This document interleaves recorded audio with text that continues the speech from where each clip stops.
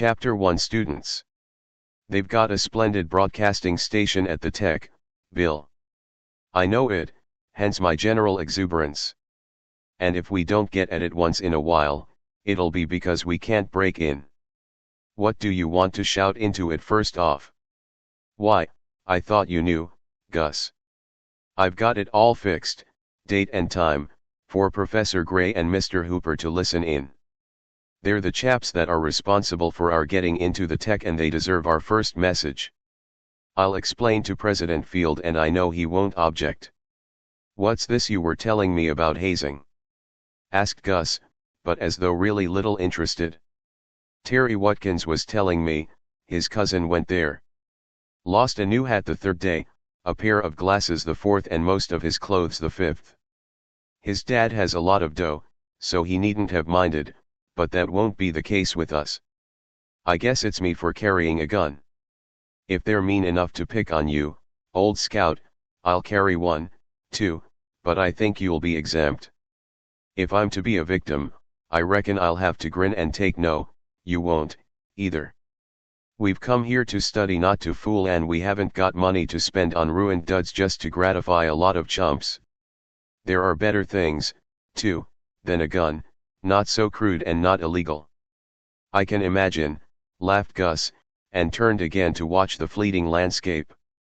The chums journeyed in silence then, their minds busy conjecturing what their experiences and adventures were to be, after they became students of the Marshallton Technical School, which they were rapidly approaching and from which they held high hopes of gaining much knowledge. The institution, despite its modest name, was nothing less than a university of broad constructive teaching, with departments of engineering, electricity, chemistry, manual training, and biology. It was within the first two of these departments that William Brown and Augustus Grier were to concentrate their mental efforts. They had, as already related, earned this long-hoped-for opportunity to gain technical knowledge and training by showing what they could do along these lines. They had installed a small water power plant and an electric lighting system for the Hooper estate, and had also won greater credit for constructing high-class radio receivers through which they had heard a no less personage than Thomas A. Edison speak. The boys had been saving their earnings to meet tech school expenses for at least a year. Their high school records, good common sense and scientific inclinations had been such as to receive the plaudits of their teacher, Professor Gray, and the members of their class. Intense application and mental force characterized William Brown, who was called Billy by the high school girls, fine, bright-minded young women, and Bill by the boys. He was just Bill to nearly everyone. His friends referred to him as the school genius, and such he had proved to be on more than one occasion. Though compelled by a twisted leg to use a crutch and to abstain from strenuous physical participation in sports, he was a favorite. All saw his worth, and Professor Gray said of him that he possessed the mind of a philosopher and the expressiveness of a poet. Cheerful, delighting in the strength of others, Bill's natural love of friendly contests and admiration for physical prowess impelled him to adopt as his best chum Gus Grier, who had much in common with him concerning mechanical matters. Gus was in many things almost the exact counterpart of the lame boy. Gus was bright, shrewd, practical, reticent. He had the sort of mentality that made him a good follower, with enough native wit to discover his own limitations and to acknowledge Bill's superior characteristics. Both displayed that loyalty of friendship whose rare quality has made notable history. Sometimes their classmates called the boys David and Jonathan, or Damon and Pythias, sometimes, the head and body, the former referring to Bill and the latter, with no less admiration, to Gus because of his splendid athletic ability. The muscles of Gus were quite as remarkable in their way as Bill's brains, and both boys were modest, aiding one another in every time of need, doubling all their efforts with the term we, which Bill used oftenest. If Bill mastered a mental problem, it was, we did it by this method. If Gus entered upon a trial of strength or physical skill, it was, we'll do our best, and then, well, we won, but it was no cinch in deference to the efforts of a beaten opponent. All this was a matter of course. And now, regarding the present, either friend might have said, we've passed our exams and we're going to TECH. Guilford! Guilford! All out for Marshallton! Shouted the brakeman, and in half a minute the boys were climbing into a taxi bound for the school. In half an hour they were facing the great buildings which stood for so much learning, and in half a day they had matriculated and were of the student body. Chapter 2 Fooled. Come here quick and watch this. What's going on? I've got this letter. This is some livelier than letter writing, Bill, Gus declared, and a moment later Bill was of the same mind. The boys gazed out of the window of their room in the school dormitory to witness an upper-class reception of one of the freshmen, a lad of almost tender years, yet husky and of undoubted good nature. He was expensively dressed to begin with, a little foppish in appearance even, and it was known that his people were very wealthy. Such as he, then, could well afford the sacrifice demanded of him to become a member in high standing of the Marshallton student body. Whatever was done, short of actual physical injury, must contribute to the violently initiated youth's general glorification, at least this was the popular impression. It occurred to but few to make serious objections to that which was customary in the school. Hazing, long since taboo or forbidden in many educational institutions, was still a part of Marshallton Tech, by reason of the belief that a high mentality and virile spirit demanded the extreme mental and physical showdown which hazing is wrongly supposed to bring out. Though severe enough, perhaps the initiations were not so terrible as to call for much complaint. "By cracky, that's rotten!" exclaimed Gus, as he watched the progress of the affair. "Worse than mean," agreed Bill. This comment was called forth as the victim, in his efforts to escape from his tormentors, had his coat and vest torn from him. In a little time his shirt was reduced to ribbons. A fine gold watch and its broken chain lay on the ground among the feet of the struggling boys, and an unsuspecting heel soon reduced the timepiece to little more value than the metal in the case. A wallet slid out of a pocket and disgorged from its folds considerable cash and paper, some of which the bystanders gathered up with much difficulty. The freshman's Panama, kicked about in the dust, was not rescued until it resembled an uprooted weed. "We wouldn't enjoy being treated that way," commented Gus, the sentimental. "We couldn't afford it," amended Bill, the practical.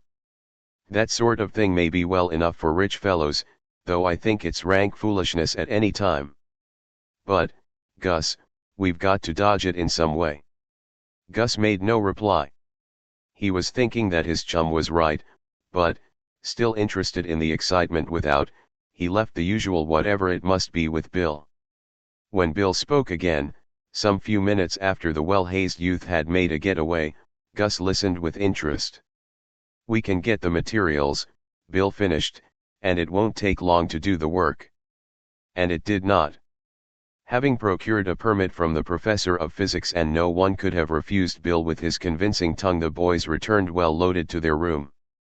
They took from a paper packing box, whose contents had been hidden from the curious, a lot of wire, some switches, some acid, and a number of storage battery cells. On their way from the central building the chums had been stopped by a number of upperclassmen. It was mid-afternoon, an optional study or playtime, and just the hour for brewing mischief. "This is what happened. Come on there, Freeporters. Put down those boxes, we have a little business to transact with you," the spokesman called. Gus gazed calmly at the 5 militant youths in front of him.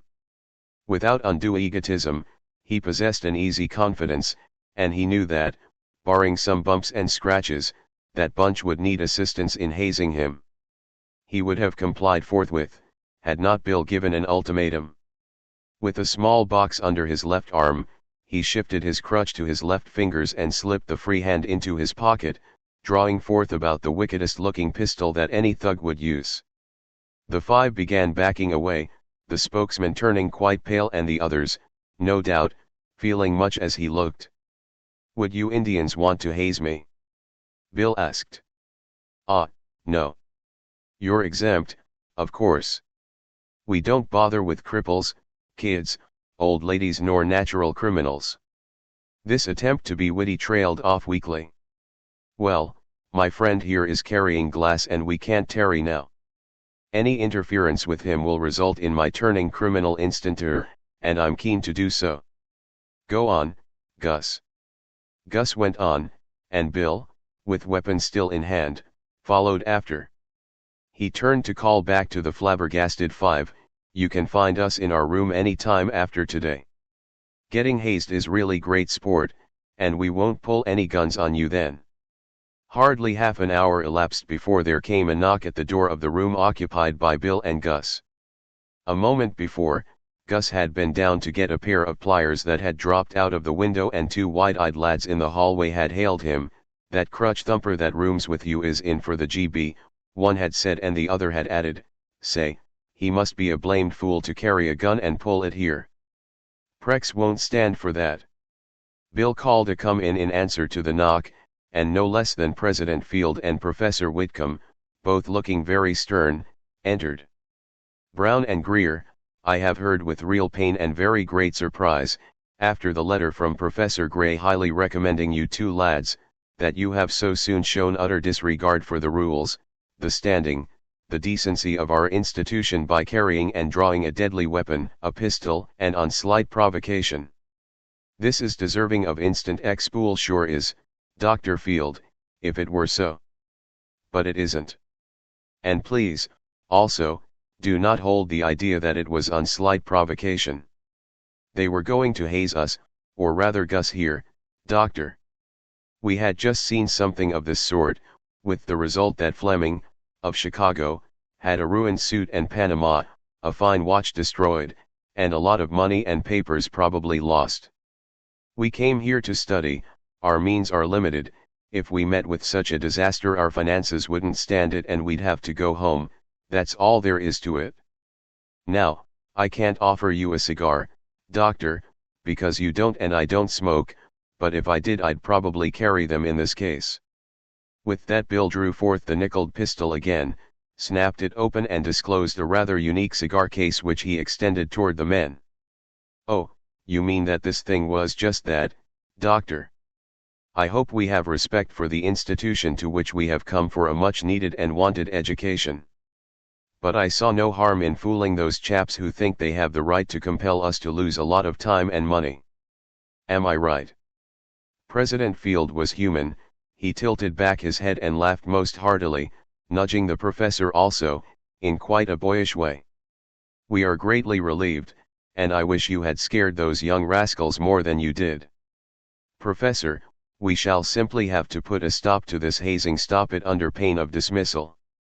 And this joke, now it should be mentioned at chapel, I really want to thank you, young gentlemen, for doing the school a distinct favor.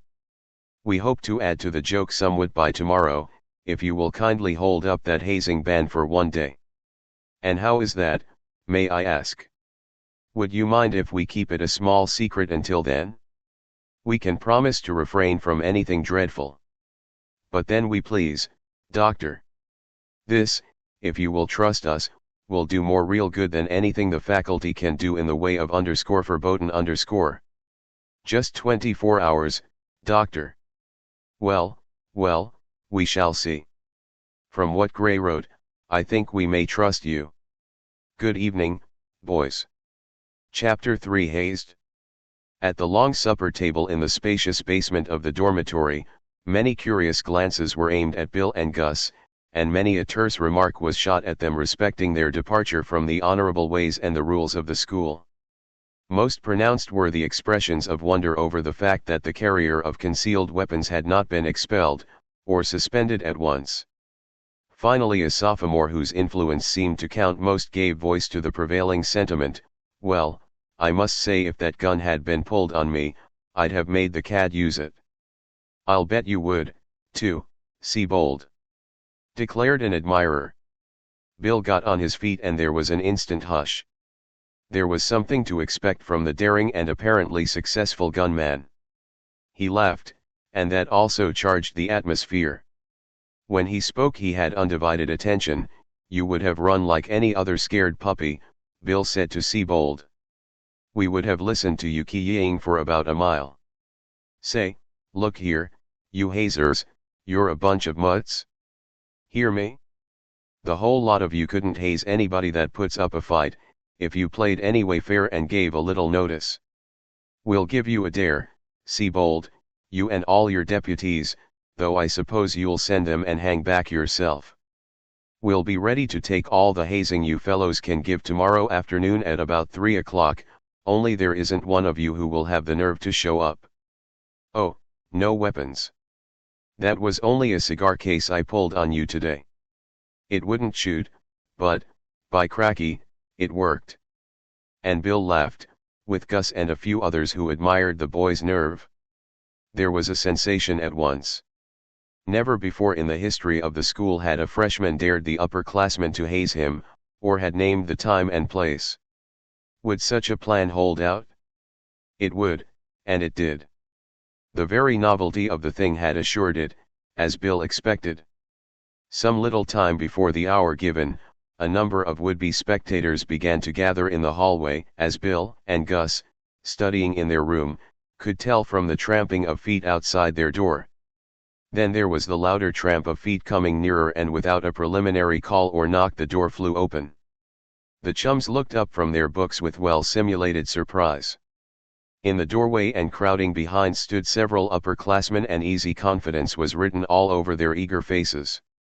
"Come right in, gentlemen, we are at your service," said Bill. "Ho, men. What's this? Wire entanglements." The question was opportune. Flimsily stretched across in front of the attacking party and about shoulder high were some copper wires, and about equally spaced below were others. It could be seen that these offered no serious check, as anyone could spread them apart and push through. It was evidently with this intention that the hazers fairly struggled through the door in the effort of each to be first. At least half a dozen youths had their hands on the wires. Then Bill leaned back against the wall and his hand came in contact with a button. Pandemonium.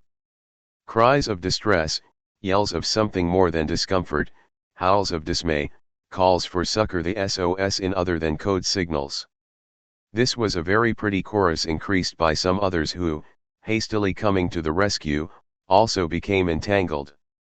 The rest, chiefly onlookers, refrained from too close acquaintance with the very apparent cause of all the trouble.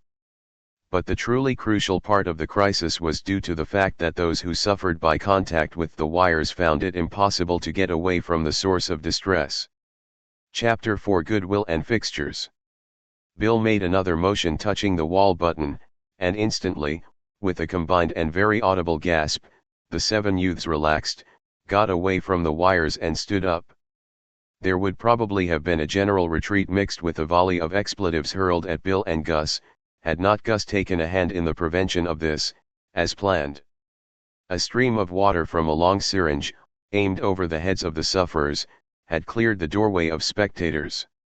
The jerk of a sealing cord slammed the door shut and it was dead-latched, requiring a key to open it. The would-be hazers, thus trapped and fearful of attempting a further attack, turned, perforce, to face their captors. But there was one fellow, Albert Shurtleff, who so deeply resented the electric shocking that his desire for instant retaliation robbed him of caution.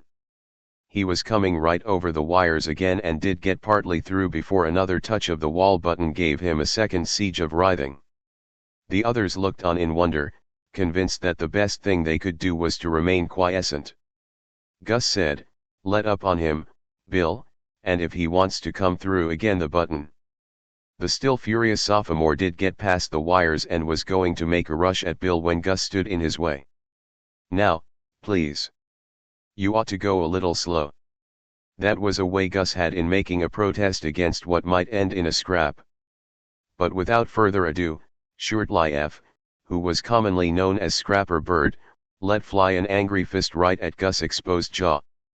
If the electrically charged wires had surprised the mischief-making upperclassmen, the sudden collapsing of their fistic champion shocked them even more. Scrapper Bird was rather noted for his prowess. No one cared to put on the gloves with him, nor to gain his displeasure. To see the new boy, a measly freshman, not as tall, as heavy, nor as old as Bird, catch the assailant's hard-driven fist in the palm of an instantly extended hand and then let drive with his own right a neat, Short arm uppercut that got Bert just where he had meant to get Gus, was a needed lesson to the smug conceit that too often goes with added school years. Bert, from a seat on the floor, which he had taken without choice of the spot, regarded his opponent through half-closed eyes with a certain nonchalance. His anger fled. He slowly got to his feet, climbed back through the wires without further thought as to their being charged, and stood with his companions, quite submissive and mute. As usual on all occasions demanding words, Bill's tongue was loosened. "Look here, fellows, we want to give you the right dope on this thing. You see, we are here to study, to try and go through if our money holds out. Our people are not rich and, like Tom Edison when he was a boy, we've got to hustle on short allowance. And we really can't afford to be hazed, as you did that new chap yesterday. If we had to buy new clothes and watches and caps, we'd have to quit school, see? And we knew you never missed anybody much, so we naturally, asking your pardon, got up this nice little reception for you. Now to get right down to brass tacks, you see our position and respect it, every one of you, and, putting yourselves in our position, you don't blame us, nor hold any grudges, isn't that so?" Siebold, spokesman, made reply, after thinking a little. "Oh, well, I suppose all is fair in war. You've had your innings now, of course, but we'll have ours later." And then he added, "We'll get you." From what Dr. Field said, Bill and Gus knew better. Hazing would be broken up on pain of expulsion, as it should be in all schools where the attendance is for business purposes, the getting of a technical education as a means of livelihood. The boys felt that perhaps in a college art course, where education becomes much play on the part of well-to-do lads, class fracases, bullfights, initiations and the like may not be amiss, but they did not intend to let open brutality rob them of their chance to study. And, however sure they felt that Siebold's threat was idle, there would be a satisfaction in winning their own fight. "Now, that's just what we want to talk to you fellows about," Bill declared. "You don't want to think about getting us. We want you to call this all off and for good. We want you to give your word on it, see?" "No, we can't," began Siebold. "Won't, eh?" Bill's words came sharp and clear. "Well, then, take a little more treatment for your blamed foolishness." And Bill touched another button. The contortions, the writhings, the shrieks and cries that followed quite surpassed the former exhibitions. The well-worn woolen rug that fitted from wall to wall across the end of the room where stood the seven seemed to be charged with red-hot needles. Suddenly these ceased to leap and jump and burn, the old rug and the hidden wires under it were again quiescent. But the strident voices of the afflicted prisoners were not silenced, though the late lamentings were given over to a medley of condemnations, appeals, and pleadings. "Say, go a little slow on this. Call it off, confound you. Are you trying to electrocute us? Say, Brown, please let's call it quits, fellows. We'll call it quits if you want. I suppose we've got to hand it to you too." This last from Siebold. "Going to call it all off, then? Give us your word." "We can't believe that any fellows in Marshallton Tech would go back on their word." Bill was smiling genially. "That can't be called in question. All off. You're exempt." There was a general acquiescence to this. The door slowly and to the seven quite mysteriously swung open, the seven started to file out. "Goodbye, fellows, and no hard feelings. We were only having a little fun with you as you were going to have with us.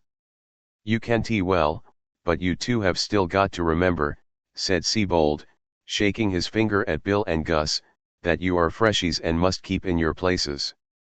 You've got a little the better of us this time, but golly, Dan," spoke up a fellow hazer, _little_ the better? "Strikes me we've all been good and licked and these chaps ought to get the credit for." The voice died away along the hall and Bill turned to his chum. "We don't want any credit, do we, Gus? But we will get it just the same when this gets out. I sort o' think our little stock has gone up about 1000%, even though we _are_ freshies." This proved quite correct. In a few minutes a lot of freshmen had crowded into the room and there was a sprinkling of sophs also. Questioned eagerly, Bill explained quite freely the purpose of the encounter and its result. Whereupon a big, fat soph declared quite vehemently, "Huh. They were easily licked. No pluck. You're lucky to have run into a bunch of quitters. You wouldn't have quit, Jumbo," ventured another, grinning. "Huh. Nothing like this contraption," began the husky fellow, advancing and laying his hand on the top cross wire. "Not even for a little thing like this?" queried Bill, reaching the wall button. "Ow. Blazes. Quit. Don't. Oh, darn. Stop. Turn it off. Dash. Help." And the instant the stabbing current ceased, Fatty fell back from it and glared at Bill. "You really can't blame them for quitting, can you?" asked Bill, and for answer the husky soph turned and fled from the room, followed by the jeering laughter of the crowd. And that ended it. After Bill had asked the crowd if any or all of them wanted to test the convincer, as he called the electrical rigging, he bade the onlookers who filled the hallway a pleasant _au revoir_, and Gus again pulled the strings that closed the door. Chapter 5: Fame and Finances. Nothing could have taken place to put the lads from Freeport on the pedestal of fame more noticeably than this experiment. They had easily and modestly staged a complete breakdown of the hazing habit at Marshallton Tech. Strangely, perhaps, there was no blame nor suspicion put upon Bill and Gus for the subsequent edict from the faculty forbidding it. That seemed to be considered a natural aftermath to the news of the electrical reception of the hazers. The stunt did more than earn the boys a large share of fame. It made them so deservedly popular, even with most of the upperclassmen, that they soon counted a good many friends and a considerable number of patrons for radio construction. It is a rather odd fact that methods already mastered by those of their own age appeal to boys more than the teachings of their elders. So, although the students were getting, or had got, the theory of radioactivity and the practice of wireless fully stuffed into them, they turned often to Bill and Gus for help. There were a number of the well-to-do, even among the seniors, who wanted radio receivers made, or coaching in making their own, and to this Bill and Gus responded out of school hours, with the consent of the president, thus earning a good many dollars. So as not to interfere in any way with the school shop program, and not to crowd those lads who were finding the room in the shop and the tools to their advantage, Bill and Gus rented an unused storeroom in the basement of the dormitory. They cleared it out, sent for their own tools at Freeport, purchased others a foot power lathe, a jigsaw and a hand wall drill, and put up some benches. Besides working therein themselves, they charged also the modest price of 25 cents an hour to others mechanically inclined. The liberal-minded school faculty found no fault with an arrangement which could only mean a more thorough learning and a finer comradeship among the students. The professors, who often visited and even worked in the little shop, some of them paying their quota, also came to refer familiarly to the place as the Commercial and Sales Department. Professor Grant, the very able teacher of physics, who possessed far more theoretical knowledge than practice, gave the boys many valuable ideas out of class, and got some himself, being also a deadhead. And Serge, the manual training teacher, who knew the use of tools as a bee knows honey, got a few ideas while imparting many, as he also was made welcome to tinker around the boys' shop. These were truly strenuous days and weeks for Bill and Gus. They had little studying to do, for Bill grasped problems as a trout takes in minnows, and he needed but to coach Gus briefly. The latter spent only a quarter hour each day in the gym, never indulging in contests, but content to work hard at the things that best kept him fit. He had elected not to put himself under the instructor, grudging the time. But one day when he went over and, with his bare, work-hardened fists, punched a lively rubber bag for several minutes, Professor Leroy, who had been watching, came to Gus with almost a demand that he join the boxing class in view of the Marshallton Tech entering contests with other schools during the coming winter. But Gus declined. "No, I haven't the speed and I am weak with my left," as you may have noticed. Heard it once on a lathe in my father's shop, never will be any good for quick work. We will overcome that, said the instructor, develop it. Also, declared the boy, I have neither the time nor the inclination. Must work and nothing much else. But I thank you, Professor. Sorry, my boy, you've certainly got a wicked right and you can use the other. I'd want to use both, asserted Gus, laughing. As for Bill, the hours each day and all of Saturday spent in the shop sufficed for exercise, the rest was spent in study, brief eating, and no more sleep than he needed. And nearly every moment that could be spared found both boys in their shop. They had underway the construction of 5 radio receivers of the finer type, for each of which they would get $60, the materials costing about $15. These receivers were equal to more than 1,000 miles, with strong, durable batteries and very wide amplification. As with their first radio and the one for their good old friend, Mr. Hooper, they made nearly all the parts themselves, even to the switch arms, contacts, buzzer, and binding posts, cutting all threads with a fine set of standard taps and dies. They also had 2 crystal sets to make, for which they charged $20 each, and made a profit of $17 over the cost of the materials. The most interesting was the making of 4 portable sets, with vacuum tube detectors and loop aerials not over 6 inches in diameter, each packed in small, neatly made wooden cases about the size of an ordinary paper shoe box, the lids when opened forming the upright panels and the loop aerials hinged to open out and upright. Being rather unique in design, and satisfying fads for unusual construction, the boys felt they should get at least $50 for each of these sets, the materials costing about $12. Earning enough in this way to help them along very nicely with their schooling, and being more deeply interested in their work than in anything else, it was not surprising that Bill and Gus found little time for play. When they had finished one of the larger and 2 cheaper sets, that upon installation at fraternity and boarding houses were found to work most satisfactorily, the cash was quickly paid over. Bill divided it equally and handed half to Gus. No, you don't, old fellow. Gus demurred. You get this and you can pay me a sort of wages if you want to, or you needn't. You did all of the planning. That he got no further, for Bill started in with this indignant tirade, you're a fat-eyed, heterogeneous, quadrangular parallelepipedon. What are you trying to get through your top knot, anyway? Don't we always work together? Isn't it a partnership? But Bill butter Bill? Sure. This will pay our bread bill, too, and our entire board bill for some time. And what we'll get out of these other sets will see us through all of next year nicely, without worrying. Then something will turn up for the 3rd year.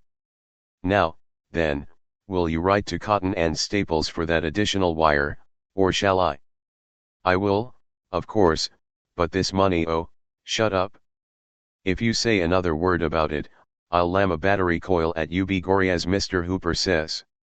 Well, now, reckon I'd better turn up and thread some more binding posts.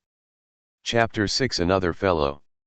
It was in and over the work of the boys' shop that Bill and Gus first met the Italian student. Among the upperclassmen they had noticed a small, olive-skinned, black-eyed chap, with a rather solemn face, who appeared to be very reticent. It was said that he was a close and a bright student who, though not lacking for money, took little interest in sports, belonging only to the bruisers, as the boxing class was called. One afternoon, with Gandhi, who was getting a radio set made, the stranger appeared and stood in the doorway, gazing at the busy workers. At first neither of the radio experts saw him. Then he advanced. I have the desire very much to make for myself complete a radio getter, what you call? Yes, a receiver. He addressed Gus, who was laying out the hook up for a crystal set. There's nothing very hard about it, Gus replied, looking up with his ready smile and scrutinizing the Italian boy. You pay the right here, the privilege, is that not so? Yes, we rent the room, said Gus. Ah, so, But I mean, the newcomer turned partly toward Bill, who drew near at the moment and had overheard the question. You mean we charge those who work here? Yes, for the use of our tools and machines, but not for any hints and advice we can give. The school shop is at your mercy, too, without charge, as you know. Bill also sized up his questioner with a certain curiosity and was pleasantly impressed. I do not like the school shop. There are so very many what you call it? Yes, conflicting. I should choose to come here, if I may do so. Come along. You keep account of your own time here, and you can pay us when you like. You can get your own materials, or we can get them for you at the prices we pay. We bought up some old pieces of furniture cheap to cut up for bases and cabinets, enough walnut to make 100. No charge for it? Help yourself. You are, I wish to say it, very liberkind generous. It is too little that you pay charge, I mean it. I will ask for your materials and I will begin start, on tomorrow. Will that be satisfy? Any old time. If we are not here, walk in and go to it. Check your hours up on this pad, see. What is your name? Anthony Sabast it is. I am called Tony by most. My country it is Italy, but American I now am. My father is of the city living there. Here, now, I will pay you $5 on ACC. No, you won't, said Bill. We'd rather have you pay after a while and you can see that the work goes all right. Here, I'll show you the ropes. Ropes? But I care not to build a ship. It is a radio. Oh, sure, I get you, but that's only slang. You have been here long enough, I should guess from your talk, to get onto our American guff. Well, we're glad to know you, Mr. Sabast, but I prefer calling me Tony. It means in your language, I get onto it, as fine, grand, fat no but swell out somebody much, It does, sure. I'll introduce my partner, Augustus Grier, Gus for short, or he'll get mad. They call me Bill Brown, generally forgetting the Brown, even here at school, where most everyone gets his last name. First names are more friendly. I like it, too. In my native it is mostly senior, even to young what you call it? Kids, as us, Tony smiled genially, his face lighting up most agreeably. Some they call me Wop, or Spaghetti. The boys learned that the intelligent young foreigner was in the graduating class which had escaped a lot of practical radio work, that he kept much to himself, either because of a real or fancied notion that social lines might be drawn against him, or because he was naturally unsocial. But after he began the making of a radio set and came in daily contact with Bill and Gus, the young Italian seemed to grow a little out of himself, becoming less reticent and secluded. The good fellowship of two lads a little younger than he, both giving him friendship and confidence, laughing at his errors of speech in perfect good nature and without ridicule, and at their own foibles as well, compelled the Italian boy to like the country of his adoption much better than he had before. This he expressed to Gus: "You like me? No, I mean you like." "Yes, that is making to laugh, funny, very. Well, I mean to say it, you and Bill very much also." "Why not?" "You love the live. You love the study.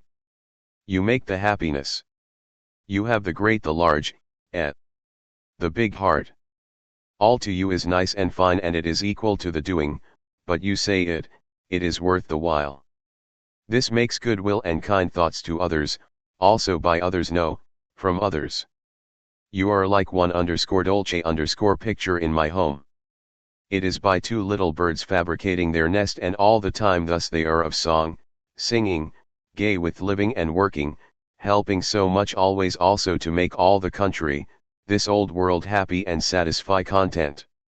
So, to me, you are really it, you are the real thing. If Bill had heard you say all this, Tony, he'd declare you're both an orator and a poet," said Gus, laughing. And neither am I. But of my country there are many of such, and of learning also, science, the great learning. Many large men of the yesterday and many of the today also. In this work, too, the first, for is not Marconi say that name to Bill and hear him shout some praises. So. And will Bill speak good noble high of Signor Marconi? Then I, too, can speak noble of Signor Edison, the American. But what say now if I can tell it to you that my father, he is one sure and big friend of Signor Marconi. Our home, in Italia, what you call the estate of us, it is not much a great distance from Signor Marconi of his estate. Often I have seen him. And so you understand. By cracky. Radio must have been in the air over there and you caught it? Declared Gus. Nobody could have it down any more pat than you have. Bill and I have got some dandy ideas from you. That we have, agreed Bill, thumping in. What is it now, Gus, that our friend Bill, Tony knows Marconi? Just telling me about it? And Gus went on briefly to repeat that which the Italian had related. Bill, to use a terse but slangy term, proceeded to go up in the air. Why, holy cats, Tony, you are from henceforth the cheese. This school has gone wireless mad you know that and the country is pretty much in the same fix, and for the reason that radio is about the biggest thing in the world. And, fellows, this just fits. We are doing things everybody is in radio and now this school is going to honor the situation if we can start it that way. For, fellows, Marconi's yacht, the _Elettra_ is in New York Harbor, with Marconi on board most of the time. And Tony, we'll get Dr. Field to let us have a whack at the transmitter and you can talk to your friend, or telegraph your dad and have him come up and radio phone Marconi. And then we'll listen in for his reply, for I've read he's awfully fine and good-natured. Isn't that so? It is so, sure and indeed. Declared the Italian youth. I am overjoyed, you say so, that we shall do this. Let us now go, upon this moment, and talk to the good doctor. There will be no lecturing at this time over the casting abroad the broadcasting transmitter? No, we can surely get a whack at it. Chapter 7 Messages. Dr. Field, much interested, accompanied the boys to the school broadcasting room, and after determining from some data at hand the wavelengths that would be receivable on the Marconi yacht, Tony began talking earnestly, almost too rapidly, into the horn, the crack and buzzing of the battery charges making a sound like that of a rifle gallery. The president, Bill, and Gus also had receiving phones clamped to their ears. If he doesn't mind, you might ask him to reply in English, please, requested the doctor, and Tony nodded. And presently a reply did come, though in Italian. Tony got it, at some little length, then with a gesture of disappointment he turned to the others, it is an attendant assister. He informs me that the wireless wizard, Signor Marconi, whom I explain is a friend to me and my family and he know our name, that the Signor is away on the earth no, on land, you say it attends some occasion, or is entertain of American friends and he will not return this many hour. So that it is no value, or you say useless, to cast wide to him again now at this moment and I am, as you say, deject. They all laughed and cheered Tony with the assurance that there would be another occasion. Then Bill offered his idea to the president, Doctor, we have a notion that this radio business right now ought to have a sort of celebration most everywhere, and our school might set the example. Radio is getting to be an awfully big thing, nearly as big as the movies. And now here's Marconi. Couldn't we start a general hurrah for radio, bring the apparatus down to the assembly room, have a big concert, send out some messages and get Tony here, who knows Marconi, to give us a talk on the inventor of the wireless when he was a boy, and that sort of thing? Of course, if this would interfere with studies, or it need not, Brown, it need not in the least, agreed the president. I like your idea immensely and I foresee some features that we can add. Suppose we fix it for the latter part of this week, handbill it in the town also and make it a gala occasion. It is another way of calling attention to the school and the kind of work we do here. You will all help Professor Grant and the janitor with the mechanical details, which should not take long.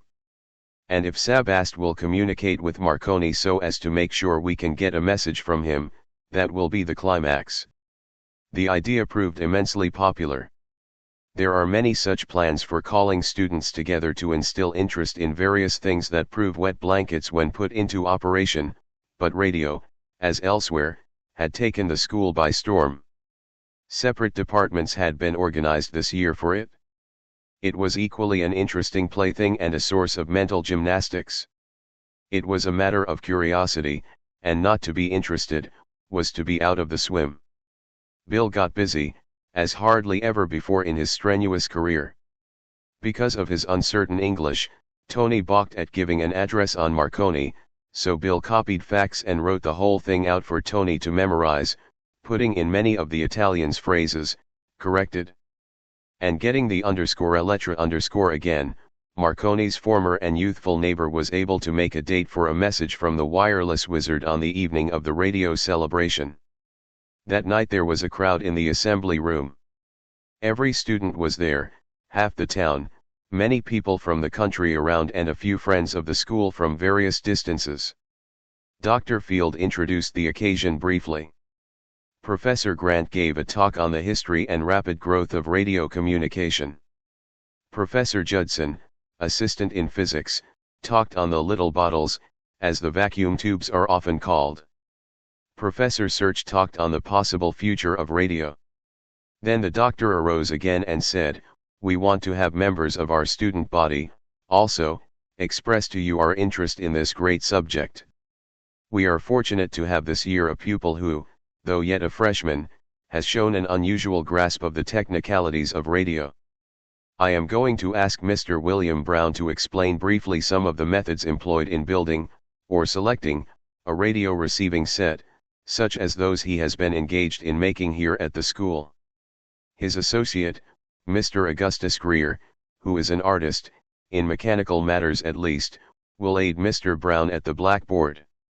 Bill laid aside his crutch and hobbled forward to the platform, followed by Gus, whose easy motions were in direct contrast. A round of applause greeted the boys. This was increased and a burst of laughter added when Gus took a piece of chalk and with a few quick strokes made what suggested a broadcasting station, with the rooster shouting cock-a-doodle-doo into the transmitter.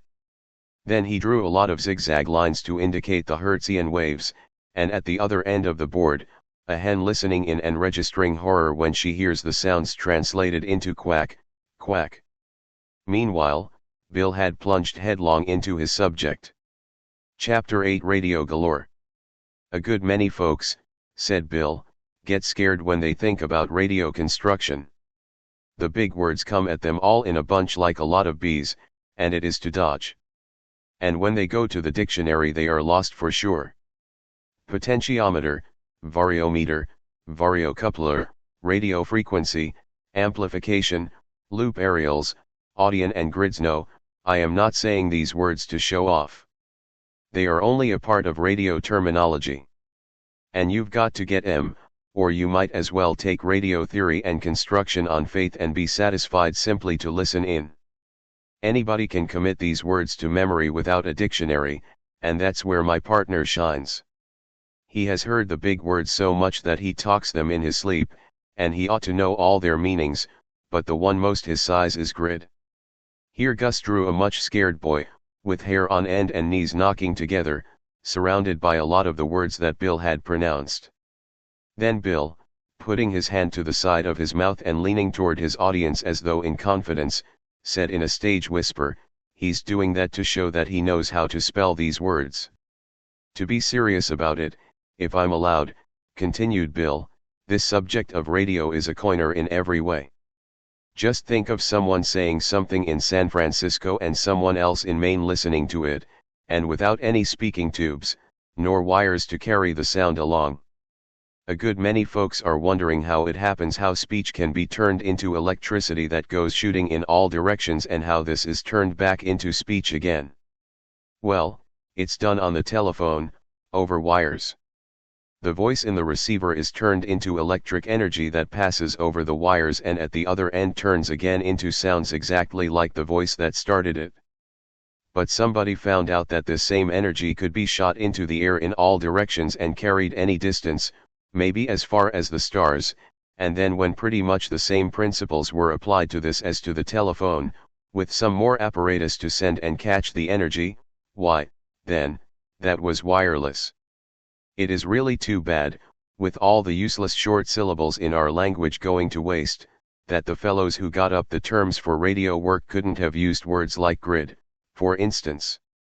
They could have called a variocoupler a GOL, a potentiometer a DID, an induction coil a LIM, LIM, and a variable condenser would look just as pretty if it were written out as a SOS, but no. They forgot the good example set by the grid, the volt, and the ohm, and they went and used jawbreakers. I'll tell you another thing that makes this electromotive force as used in wireless easier to understand. It is the sun and its light. A great scientist, Dr. Steinmetz, says that light and electric waves are the same thing. Perhaps they are, though they surely work differently under different conditions. But if the sun has an awful lot of heat, it can't send it 95 million miles, not in reason. The heat only makes light, and that light travels through space. It reaches the atmosphere of our Earth and is converted into heat again. Perhaps light of the sun and stars and the reflected light of the planets do not shine through space as light, but as radio waves that either by our atmosphere, or by our electrical conditions here are converted into light again. But this is hardly open to proof even. Bill glanced at the blackboard. Gus had drawn a big sun, with radiating rays, a grinning face, a small body with one short leg and two gesturing hands, and had labeled it Bill Brown, radio radiator. Bill made a motion of his thumb toward the caricature, then spread his hands in mock despair, but not without a side glance expressing pride in his lieutenant's performance, all of which pleased the audience immensely. Then Bill proceeded, "This electromotive force which travels around and through our little Earth is what we can actually experiment with. We do not know just what it is, but we are finding out pretty fast what it will do. Perhaps there is hardly any limit to what it will do. It is generated for power and light and heat, for carrying signals and sounds over wires and through the air. What next? Just now we have got all the thinking we can do about radio. It is the sixth wonder that electricity has sprung upon us. I guess we won't include electrocution. Now, there's no use going into technicalities about construction, that's a thing that must be studied out and thought over, not mussed up in a talk like this. I'll say this much, however, it is the vacuum or audion tube detector that gives results, and the application of a loudspeaker is only possible with a vacuum or audion tube. It is as easy to build a vacuum tube set as a crystal set, and only a very little more expensive. So, whether you are building or buying a set, make it a good set, something that you can hear with a good many 100 miles. Now, you can buy the parts and build a receiving set that will generally give more satisfaction than a bought set. Bill stepped over to the blackboard and took up a pointer. I may need this for this partner of mine if he persists in caricaturing me instead of drawing what we want. We'll make things about 4 times as big as they ought to be. You can use an aerial outdoors, which everybody now understands, or, just as well and a lot handier, a loop aerial indoors, the bigger the better, but 2 feet in diameter is big enough. Here is your base and upright panel, and this is the way to hook up or wire the parts. Here's your aerial and its ground, between which is placed your variable condenser and tuning coil.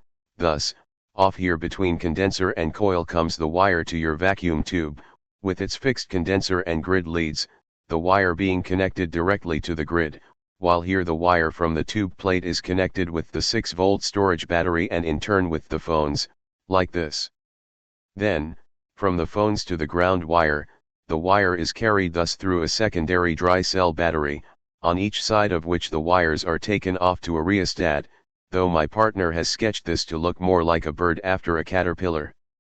I am not going to tell you how to make all these parts. If I did, you'd probably go to sleep, if you are not halfway there already. So, If you can't find out how to make the parts, or contrive them in some way yourself, why, then, you'd better buy them. Only you can make the base and do the wiring, attaching and so forth. Even my partner can do that if he is watched pretty closely. It is almost as easy as making a sketch of it. If any of you really want to know how to build a radio set in a practical, get their way, all you'll have to do is to get Dr. Field's consent and come round to our shop in the basement of the school dormitory, and we won't soak you much. I thank you all for your attention. Very warm applause indicated the approval of the audience as Bill and Gus left the platform. Again the president arose to say, "Another of our students has a message for us in regard to radio." Among the notable pioneers, and probably one to give the subject its greatest practical impetus, is William Marconi, whose name is familiar to you all. The great inventor is now an honored guest of this country, his yacht _Elettra_ lying off our shores.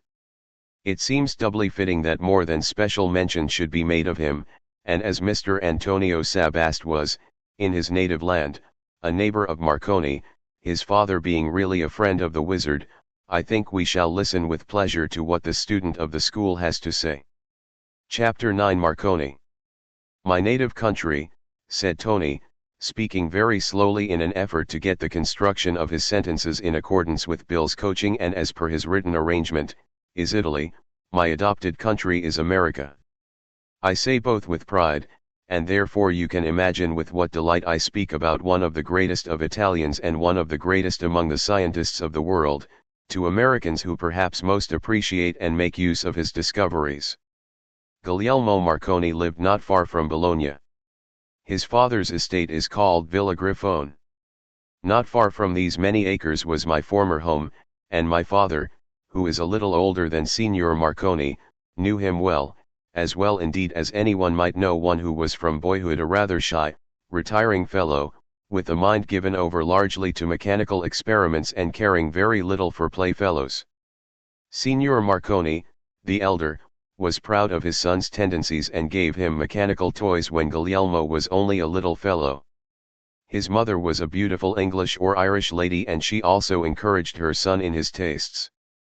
Electricity had a strange fascination for the boy, and as he grew older and began to grasp the theories and methods employed in its use, he addressed himself more and more to electrical phenomena, never being content with mere performances, but being eager to know the precise methods of application and effect. At first Guglielmo had tutors, and he led them a merry chase to keep up with his questions. Then, when still young, he was sent to an advanced school in Leghorn, later entering the university at Bologna. But with all that he learned of theory and practice concerning what had become his hobby, he obtained more knowledge at home, for his investigations were not along discovered routes, but in new fields. When Guglielmo was only 16, his father had provided him with all the instruments and apparatus he could wish for, and he knew no handicaps of this kind. In this country a poor boy, without social hindrances, has an equal chance with a rich lad. In my native land, in Europe I think, the lad with means has a better opportunity. Here you have many great men in every walk of life who have been poor, but over there that is a rare thing. Wealth brings opportunity and quick recognition. Guglielmo had this advantage, but if he had not also possessed an earnest, painstaking and brilliant mind, he could have gained no distinction. Most of his acquaintances led pleasure-loving, easy, indolent lives, and he could have done the same thing. Therefore, what credit is due Guglielmo for the great success he has achieved? While Guglielmo was still in his teens, he turned his father's estate into a vast laboratory and experimenting station. His great success seemed to come from using all outdoors as his workshop. In this way he learned the magic of sound waves and vibrations, so that he could send his telegrams without a wire. His first experiments were for only a few yards. Then he made the distance longer and longer, little by little, till at the end of 5 years of constant, persevering trial, with thousands of failures to be sure, he sent an air message 2 miles. Of course, people made fun of him. They thought he was a crank, if not downright crazy, and said that his father was very foolish indeed to encourage him in wasting so much time and money in a way that every person with common sense could see was worse than merely simple. Guglielmo set his rude transmitting apparatus on a pole on one side of a field, and on the other side a corresponding pole was set up and connected with the receiving apparatus. The young inventor's interest must have been keen and his hopes high as he sat and watched for the tick of his recording instrument, that he knew should come from the spark sent across the field. Weeks had been spent in the building of these instruments, now to be tested. Suddenly the Morse sounder began to record the distant transmission, and the boy's heart gave an exultant bound. The first wireless message had been sent and received. Many experiments followed.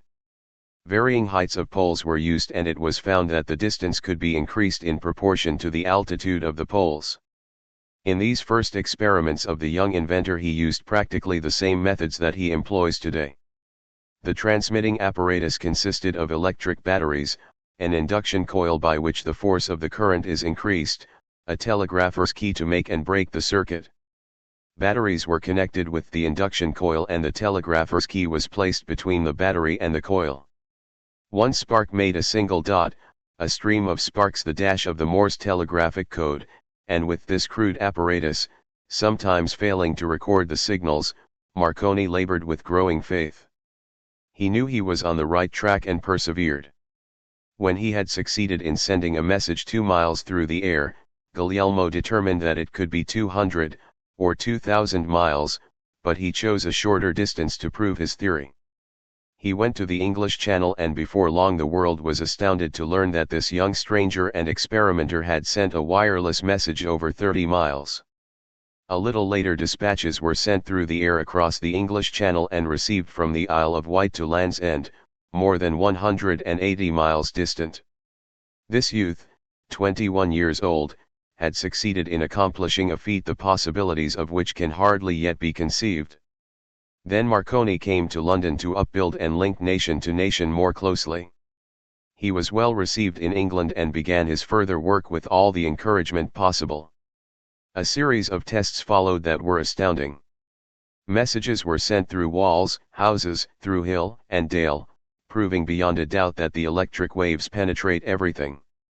A few years later, when Marconi was 24, he made wireless reports of the Kingston Regatta for evening papers in Dublin, Ireland. This attracted Queen Victoria's attention at her summer residence at Osborne House, also on the Isle of Wight. At this time the Prince of Wales, who afterward became King Edward VII, was ill on his yacht. This was soon connected with the Queen's summer castle, and 150 messages passed between the suffering prince and his royal mother. All these wireless marvels, they seemed miracles, then made William Marconi world famous before he finished his 25th year. But Guglielmo, I like the Italian pronunciation of his name better, continued Tony, for I am afraid, if I did give the English form, I should turn it into Beale. He smiled at our hero, who had come down from the platform to a front seat and sat listening intently, and Bill Brown shook his head deprecatingly. Guglielmo did not cease with these triumphs. No, not he. He saw success only in greater distances, and he went at this problem with his usual quiet determination. He made no announcements, but sailed for the island of Newfoundland, and there he set up his instruments in an old barracks at the mouth of the harbor near St. John's. In a few days his preparations were made, quite secretly. His plans were communicated to no one, except his assistants, for he knew there would be the general skepticism concerning his effort to send wireless messages across the Atlantic Ocean, but he felt assured of success.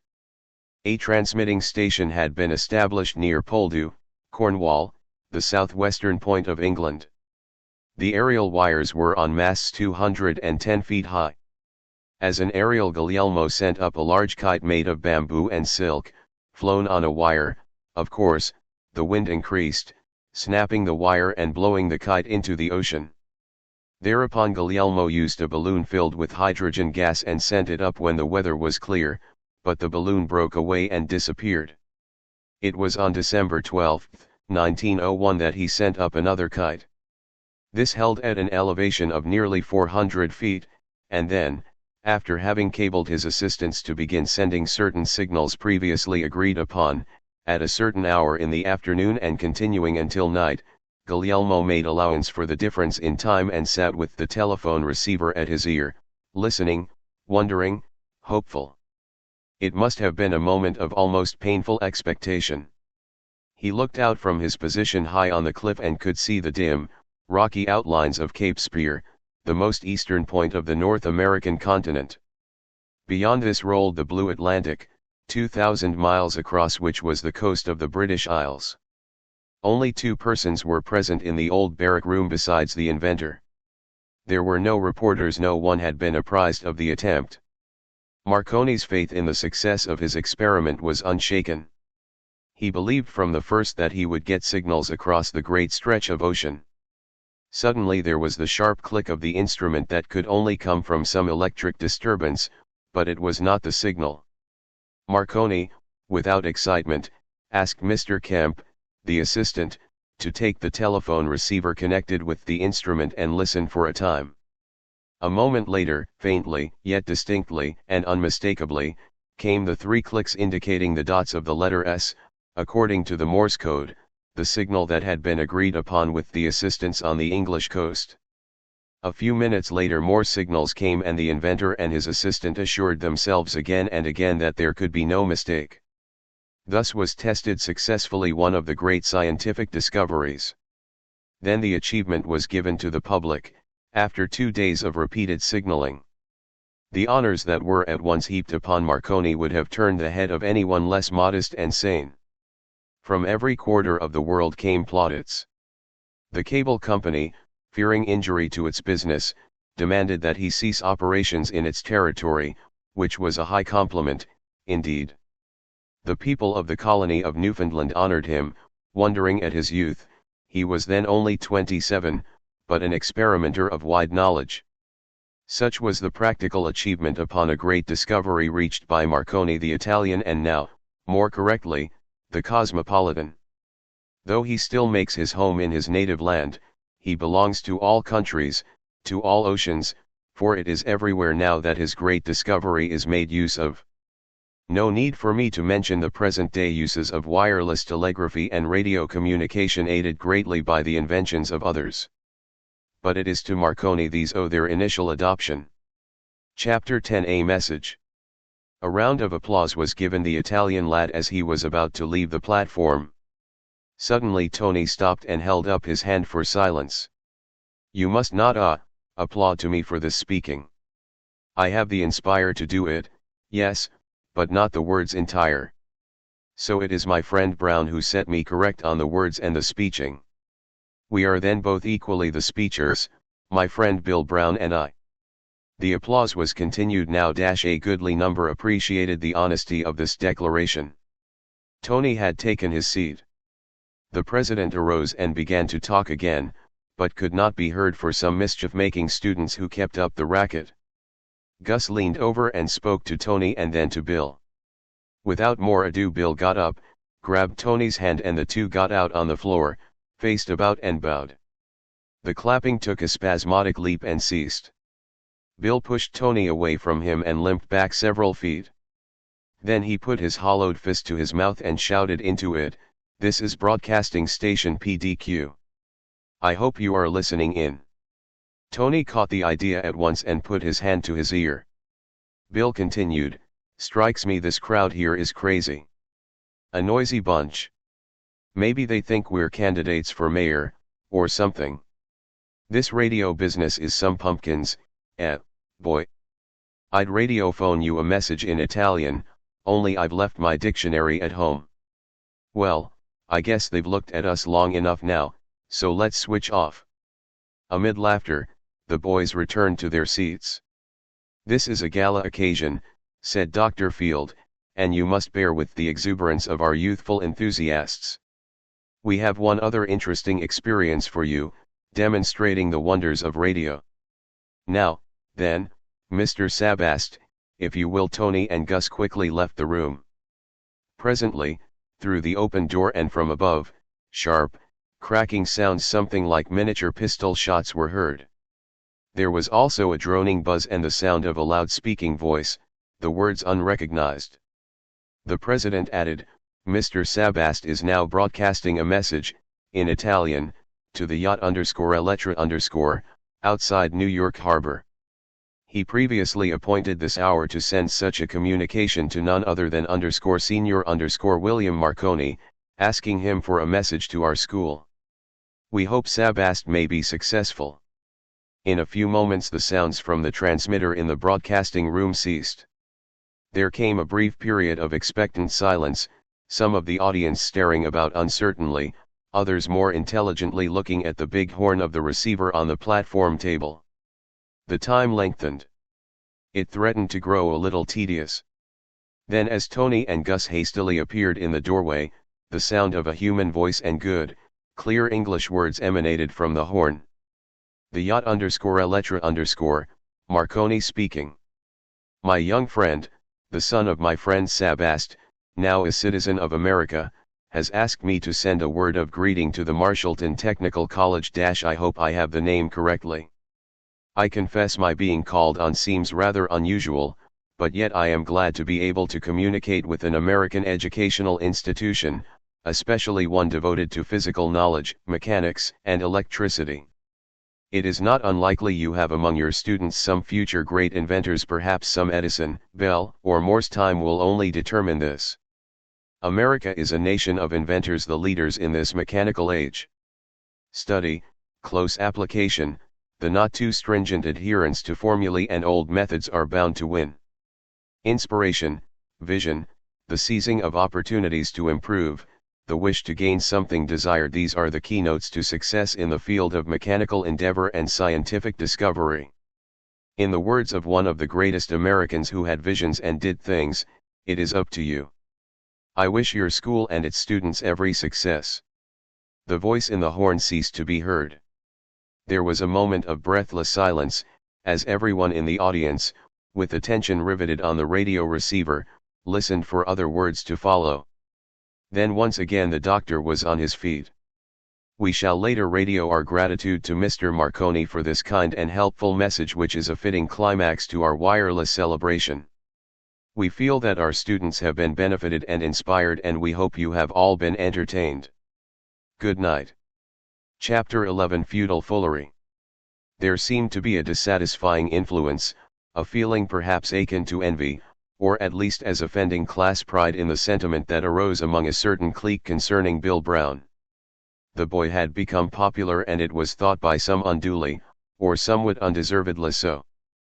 Bill's classmates had not shown this tendency, or if so individually it was not made evident. But to certain older fellows, that a mere freshman should so shine both in the opinion of teachers and the student body generally, seemed most inconsistent. Siebold, the moving spirit of wholesome mischief among the upperclassmen, seemed to be the chief instigator of the tendency to belittle Bill, aided by one Luigi Malatesta, a Sicilian. Siebold never had forgiven Bill and Gus for the electrical trap sprung on his hazing party. He had a certain following that shared most of his opinions and plans. Malatesta was also a soph, with a very decided penchant for getting into trouble and showing temper. It might have been expected that between the only two natives of Italy in the school there would be at least some fraternal feeling, but these lads appeared instinctively to avoid each other, and Tony's being a senior, made this easily possible on his part. Malatesta, seeing that Bill and Gus were both exceedingly friendly with Tony, seemed to take a special pleasure in making contemptuous remarks concerning all three, or in making offensive, insulting gestures that they could not help seeing. At first this was altogether puzzling because the motive was not apparent. It became more evident, however, following an incident. Bill and Tony were coming from the school library, to be followed later by Gus, who remained to add some notes. The subject with which they were all wrestling covered voltmeter tests and relative amperage, principally with regard to battery construction. The boys were building their own batteries and must make no mistakes. Bill was thumping along, talking, and Tony listening, as usual. They came through the double swinging doors of the dormitory on the way to the shop and passed a small group of upperclassmen in the hallway, Malatesta among them, holding forth. The two went down the basement stairway, a door closed behind them and they were alone. Tony stopped. I may ask you, _mio amico _, you did see that fellow, my countryman, up there? Bill nodded, wondering. Well, it is so, continued Tony, that he watches us, you because of me, and me because of to tell you it is something, shall I? Yes, it will give me satisfy. That Malatesta Luigi his name, it is why you think he comes on this school? I will say he comes to spy to me. Perhaps you think this is absurd quite, but not so. In Italy his people and my people are at fighting, no, you call it scrap, eh? We make war, by family. My mother's people, one of the years long ago, kill one of this fellow's people at the town _festa _ and they seek to kill all her people, and my father's people take no part, no nothing. But when my father meet my mother and they are declared to marry, then the Malatesta fight with him and his people. Is it not strange and very ridiculous? And now I am come to the family war because no more longer a little child, and this Luigi he swear he look after me here in America, and already I see the poniard lifted to strike at my breast, but I shall dodge and then maybe use my own, though hating the vendetta feuds. Why shall all this be? How have I made anger and strife with these assassins? But to reason with them is to invite a more insult than death. You understand my telling? Sure I do, said Bill. It is what we call in this country a feud, but it is rotten. Why don't you go to the doctor? And oh, no. My friend Bill, you cannot intend so. That would be poltron coward. We fight without people stopping to end, if must be. But a fellow like that to come to school here, just oh, but he is smart, Luigi Malatesta, and to him learning is also good, though some of his people are low and many years ago they were of the banditti. And some were of the boat builders and some were rich. The boys had reached the shop and were still alone. Bill forgot his loved problems in trying to comprehend the state of affairs. But I can't understand how such a thing could really be, he said. We have the Black Hand, it is true, but no, this the Black Hand is never, declared Tony. This is of families not to rob, though maybe they do rob in time and ask of ransoms. Such was done by some Malatesta of my mother's cousin, and he was lost to us, never returning. But, confound it, Tony, here he wouldn't dare, here he will dare more than in Italy, because there all who make family wars are suspect, and many such quit and have become friends when time goes, but other forgetten never.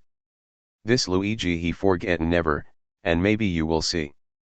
We my father thought we had left behind this fighting, but to this country also come Malatesta, for small is the world and large is hate.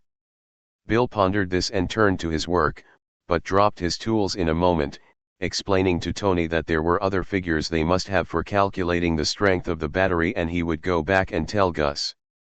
Bill reached the basement stairs, and in an alcove, alone, as though seeking to hide, was the fellow Luigi.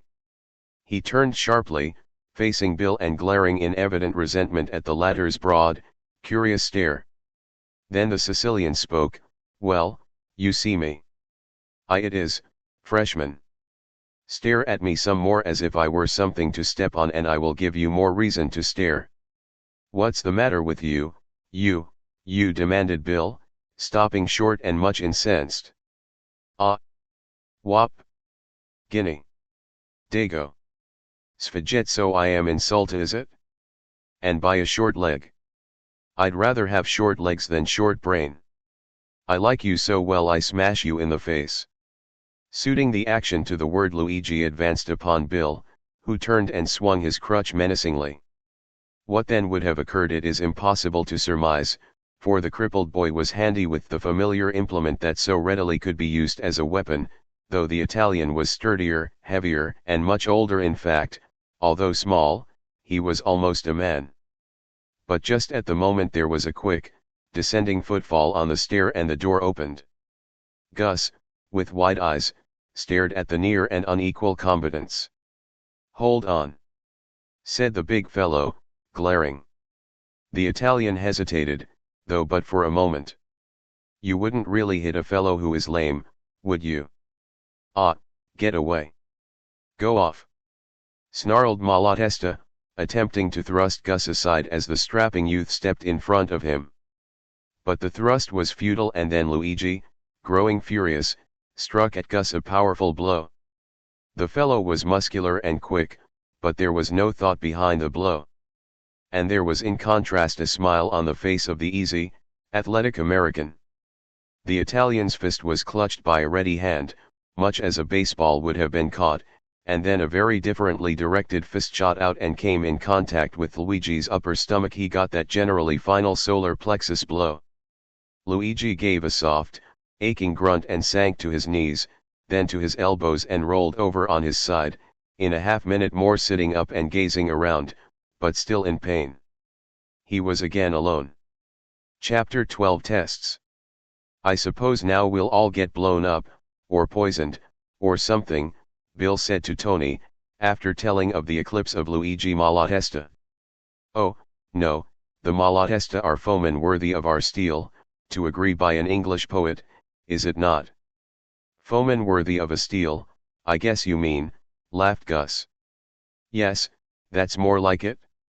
I wouldn't trust that pig-faced villain across a 10-acre lot with a 10-cent piece, declared Bill. The soul of honor doesn't dwell in a husky guy who'd strike a cripple, said Gus. And I bet a cow he's going to stir up more trouble around here before he quits maneuvering. Tony made no reply, but stood for a long time, gazing at the floor. Presently only the sound of tools and machines was heard in the shop.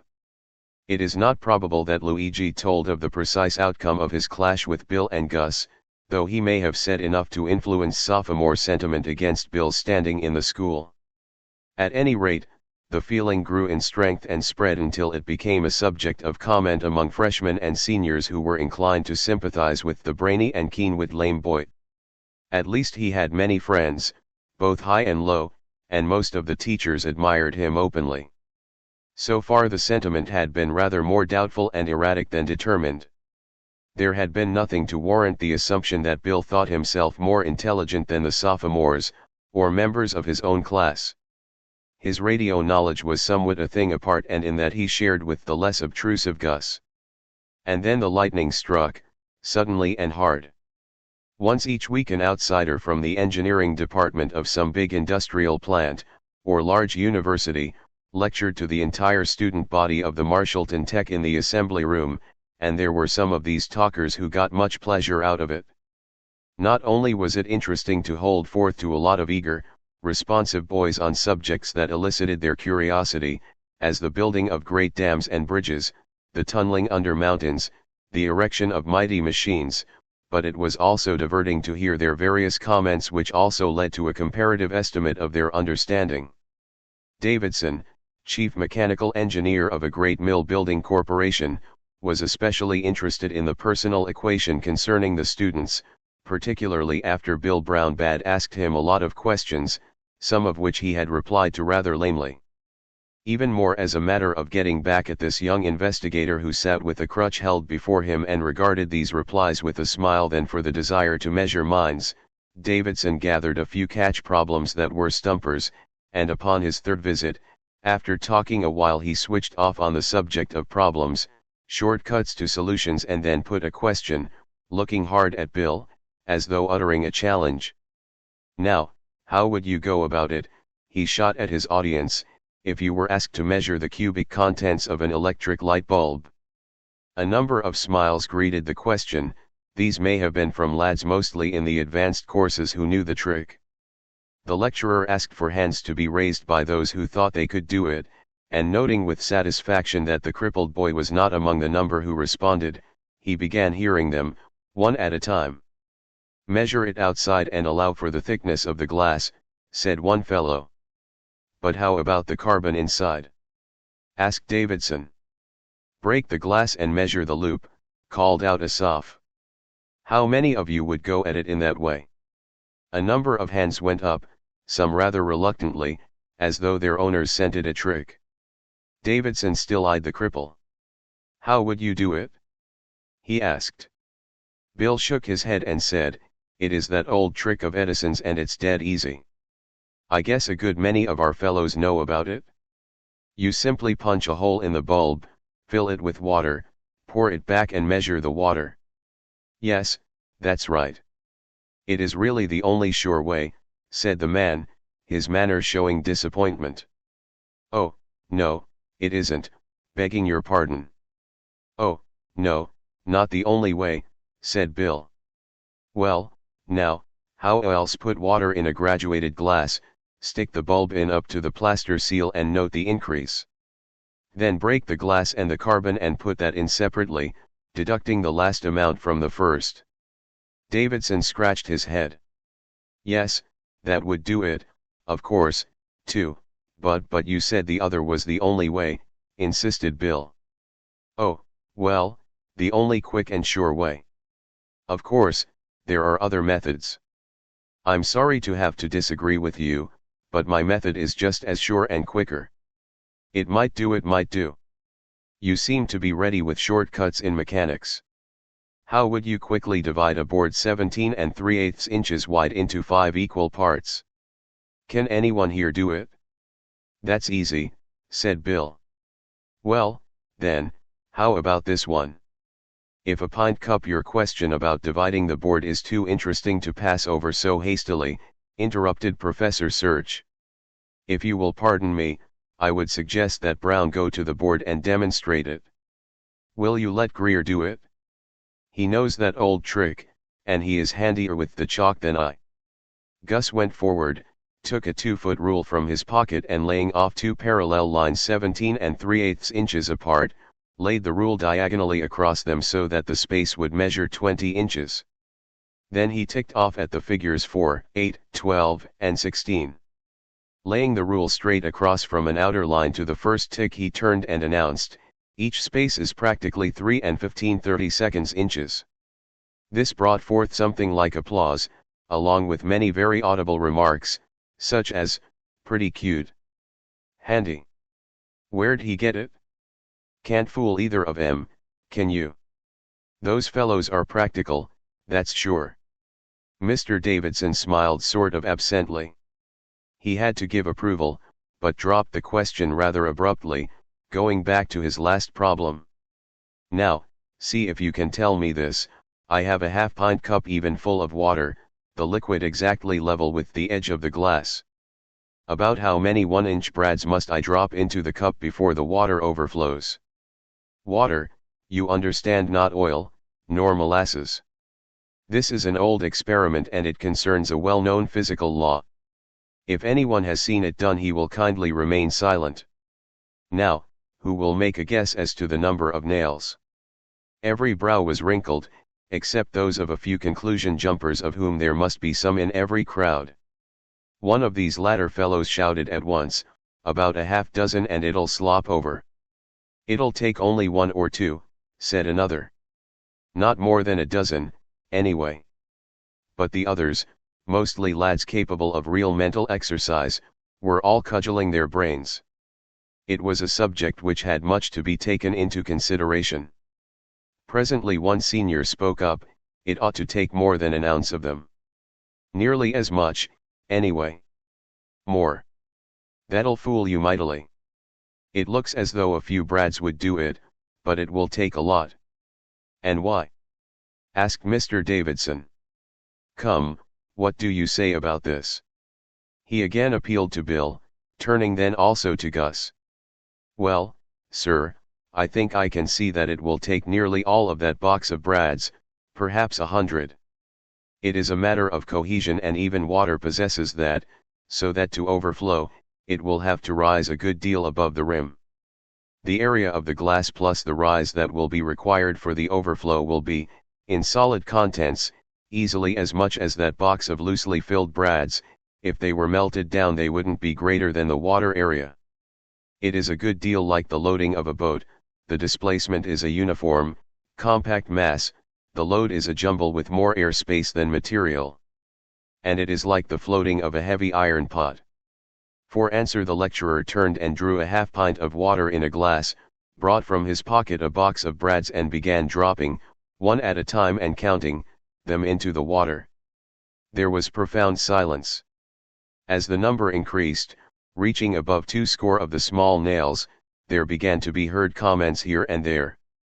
"Zawi! Who'da thunk it? Better just dump 'em all in and start over. Don't reckon those nails are soaking the water up, eh? If it were molasses you could fill it half full of brads before it would slop over. Say, look, he's up to 60. Would you believe that? Hey there, fatty, you guessed one nail, didn't you? 68, 69, 70, looks to me like a spill pretty soon. When the freshet starts it'll drown a lot of people." Mr. Davidson stopped dropping the nails into the tumbler and held up his hand.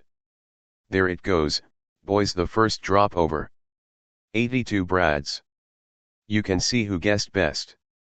The cohesion of the liquid explains it, as our young friend here has said.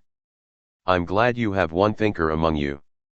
Now I want to tell you something about the installation of machinery by individual motors driven by a central generator, as compared to the drive from a mill-long countershaft and pulleys."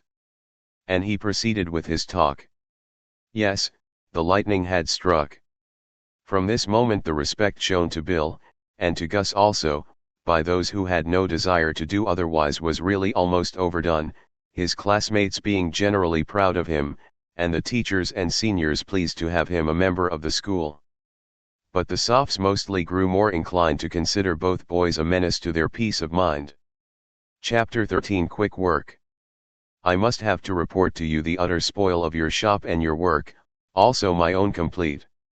Such was the breathtaking remark of Tony Sabast, as he stuck his head into the room of Bill and Gus and regarded the boys at their studies soon after daylight. With no more than a word of surprise or doubt the young mechanics followed their Italian friend into the basement and were not long in finding his words true. The crown plate of the drill had been broken in two with a hammer, and probably the same means had been used to crack the lathe pulley and smash some of the tools.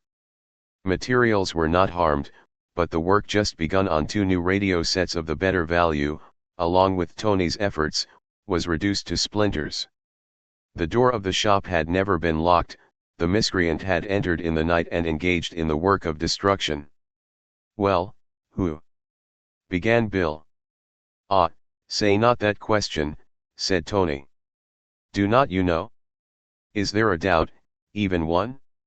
I have no enemy in the school but one, and who else? Oh, sure, anyone but friendly, innocent Bill would know.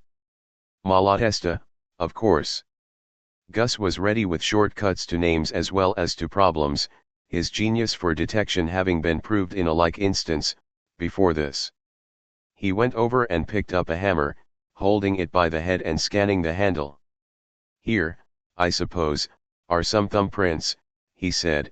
"It only remains for us to get hold of." Gus was interrupted by the sudden entrance of a member of the senior class, Jim Lambert, who had but a few days before completed a crystal radio set in the shop. He gazed about him. "About as I thought. This is rotten, fellows, and if I know anything, it is going to be paid for." "Who will?" began Bill. "Let me tell you. I room right above here, as you know. Late last night, very late, probably toward morning, I was wakened by a noise. I listened and heard the sound of a blow that was surely down here. Then I heard some more noises, muffled, though the floor, you know, is fireproofed and thick. I didn't wake Smith, but I got up and went to the door and looked out. I hadn't been there 2 minutes before I was aware that someone came up out of the basement and was standing in the hall. I think he must have suspected something, for he came along toward my door and I got inside and closed it, with my hand on the knob so as not to click the latch. Then I felt a pressure on the door. The fellow had the nerve to try it. He wanted to see if it was open, probably thinking it was left ajar and he may have seen the light from the window, pulled it open then and there he was pretty much through the door before I closed it. Well, I just surprised, I guess." Who? From Bill. "Why, Malatesta, of course," said Gus, with positive finality. "Say, young fellow, you've got it?" Good guess, sir. He must have some grudge against what said he? How explain? Demanded Tony, visibly excited, his dark eyes glittering with wrath. Not a word. Just grinned and turned away as cool as a glacier and moseyed off. Said I, well, what are you after? But he made no reply and beat it.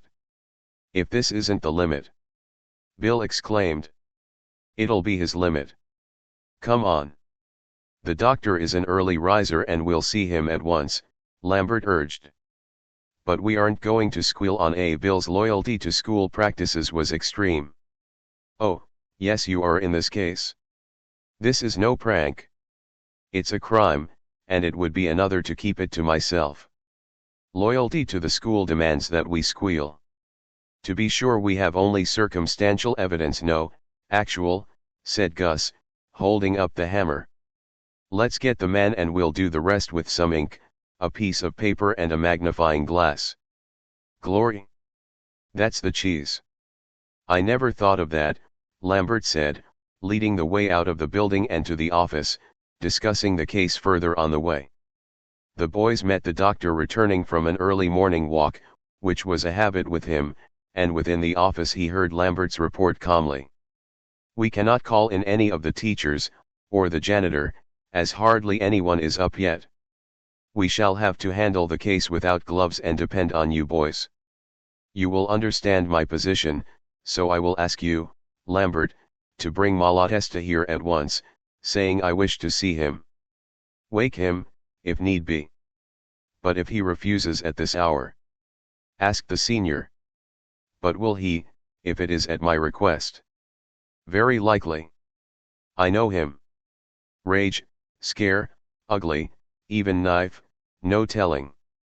Tony declared. Then we had better wait for the janitor. Go call him. No, doctor, please, urged Gus. I'll go with Lambert and we'll fetch him here. And he won't hurt anybody. But can you be sure of this? We always try to avoid publicity in matters of this kind. It would be best to have Malatesta here this early, before most of the boys are up and about, but there must be no trouble. You may be sure there will be no trouble, Gus insisted. Bill can tell you why. It's really quite simple. Well, at least call on Malatesta and tell him. I will call the janitor. Gus and Lambert hastened away. Bill, also eager to have the Sicilian apprehended at once, and knowing Gus would put it over, sought to detain the doctor. Tony, like-minded, aided in this. In a few minutes Lambert was knocking on Malatesta's door, Gus having gone to his own room. There was no response at first, then, a sleepy grunt. The time was yet an hour or more before the first rising bell, so this early summons might properly be resented. But when Lambert called in a low voice, I have a message from Dr. Field, the Italian's roommate, Johnston, a morose, dull-wit chap whose whole mind was bent on keeping up with his classes, made reply, Who do you want? Both of you, said Lambert, which was true, for he knew he could not enter without seeing Johnston also. At that Johnston got up, opened the door and Lambert entered, in his hand a paper which he made a pretense of consulting, as though it were a memorandum of his errand, his real purpose being to hold off until Gus appeared. Somehow the senior had faith in this quiet, smiling, precise freshman. Then Gus came swiftly along the hall and through the room door, advancing near the bed still occupied by the Italian. Lambert, rather inclined to dodge trouble, stepped back a little. Said Gus, Malatesta, Dr. Field wants to see you at once. He wants no fuss, Johnston, he said, so please let on to know nothing about it. Come on. This. To the Sicilian. What to see me about? Demanded the Italian, angrily. Well, I will presently see him. Go tell him that. It is not yet the time for school. I am yet wishing to sleep a little. Good day to you. You get up and into your duds. This is no joke. Gus advanced a step. And who are you to so order of me? Get out of this room. Come on, You. If you don't slide out of there in about 3 shakes, we'll drag you out and take you up as you are. Malatesta got out, but not in the spirit of obedience demanded of him. He tossed the bedclothes aside and, to the astonishment of all 3 beholders, proved to be fully dressed, excepting his coat and shoes. With his feet on the floor, he quickly reached behind him and drew forth a long-blade clasp knife, flinging it open with the dexterity of long practice. But Gus was quicker. In 2 seconds the fellow was staring into the muzzle of a revolver. "Put it up if you don't want to look like a sieve. Now, then, shoes. Coat. And put down that knife. That's right. Now move." Malatesta was not equal to any further braggadocio. Intuition goes far at such times, and there seemed to be something about this holder of the more powerful weapon that demanded respect. The fellow hardly gave a second glance at the gun, but stepped into his shoes. Without stopping to lace them, he grabbed his coat and got into it as he headed for the door.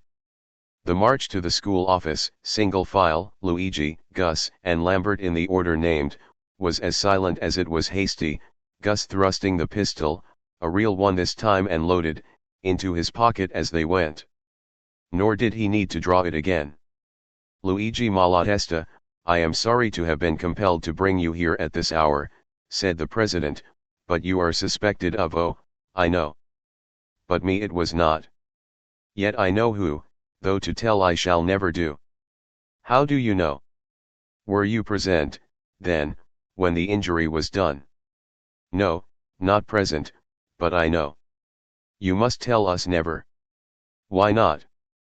"It is not the way of the school to blow. Pardon me, please, doctor, but we won't get anywhere this way," interposed Bill when Gus nudged him. If I may suggest, the president had come to regard this boy as possessing ideas and he hesitated. Bill turned to Gus, who stood with the hammer and a magnifying glass held behind him. "Please have this man," said Bill, indicating the Italian, "make a print of his thumb this way." Bill smeared some ink on a blotter and took up a bit of white paper. Malatesta frowned, then smirked, then laughed. "And why not, may I?" he questioned. "This will make of these villains fools." The animal-like snarl that the Sicilian put into this last sentence did not gain him any sympathy, but there was only confidence in his quick motions and ready compliance. He stepped to the desk, pressed his thumb on the wet ink spot, then on the white paper, fell back a few steps and glared defiantly. Gus brought forth the hammer and the expression on Malatesta's face changed somewhat. Silence followed as the doctor took up the hammer handle and went over it with the magnifying glass, paused at a spot where the handle would be most commonly held and examined the surface long and carefully. He turned to the thumbprint on the paper, then back again to the handle, comparing the 2 impressions. Presently he glanced at Bill and then at Gus, nodding, he turned to Malatesta. "We do not wish to let such an unfortunate circumstance as this become hurtful to the school by making it public. The janitor will be here in a moment.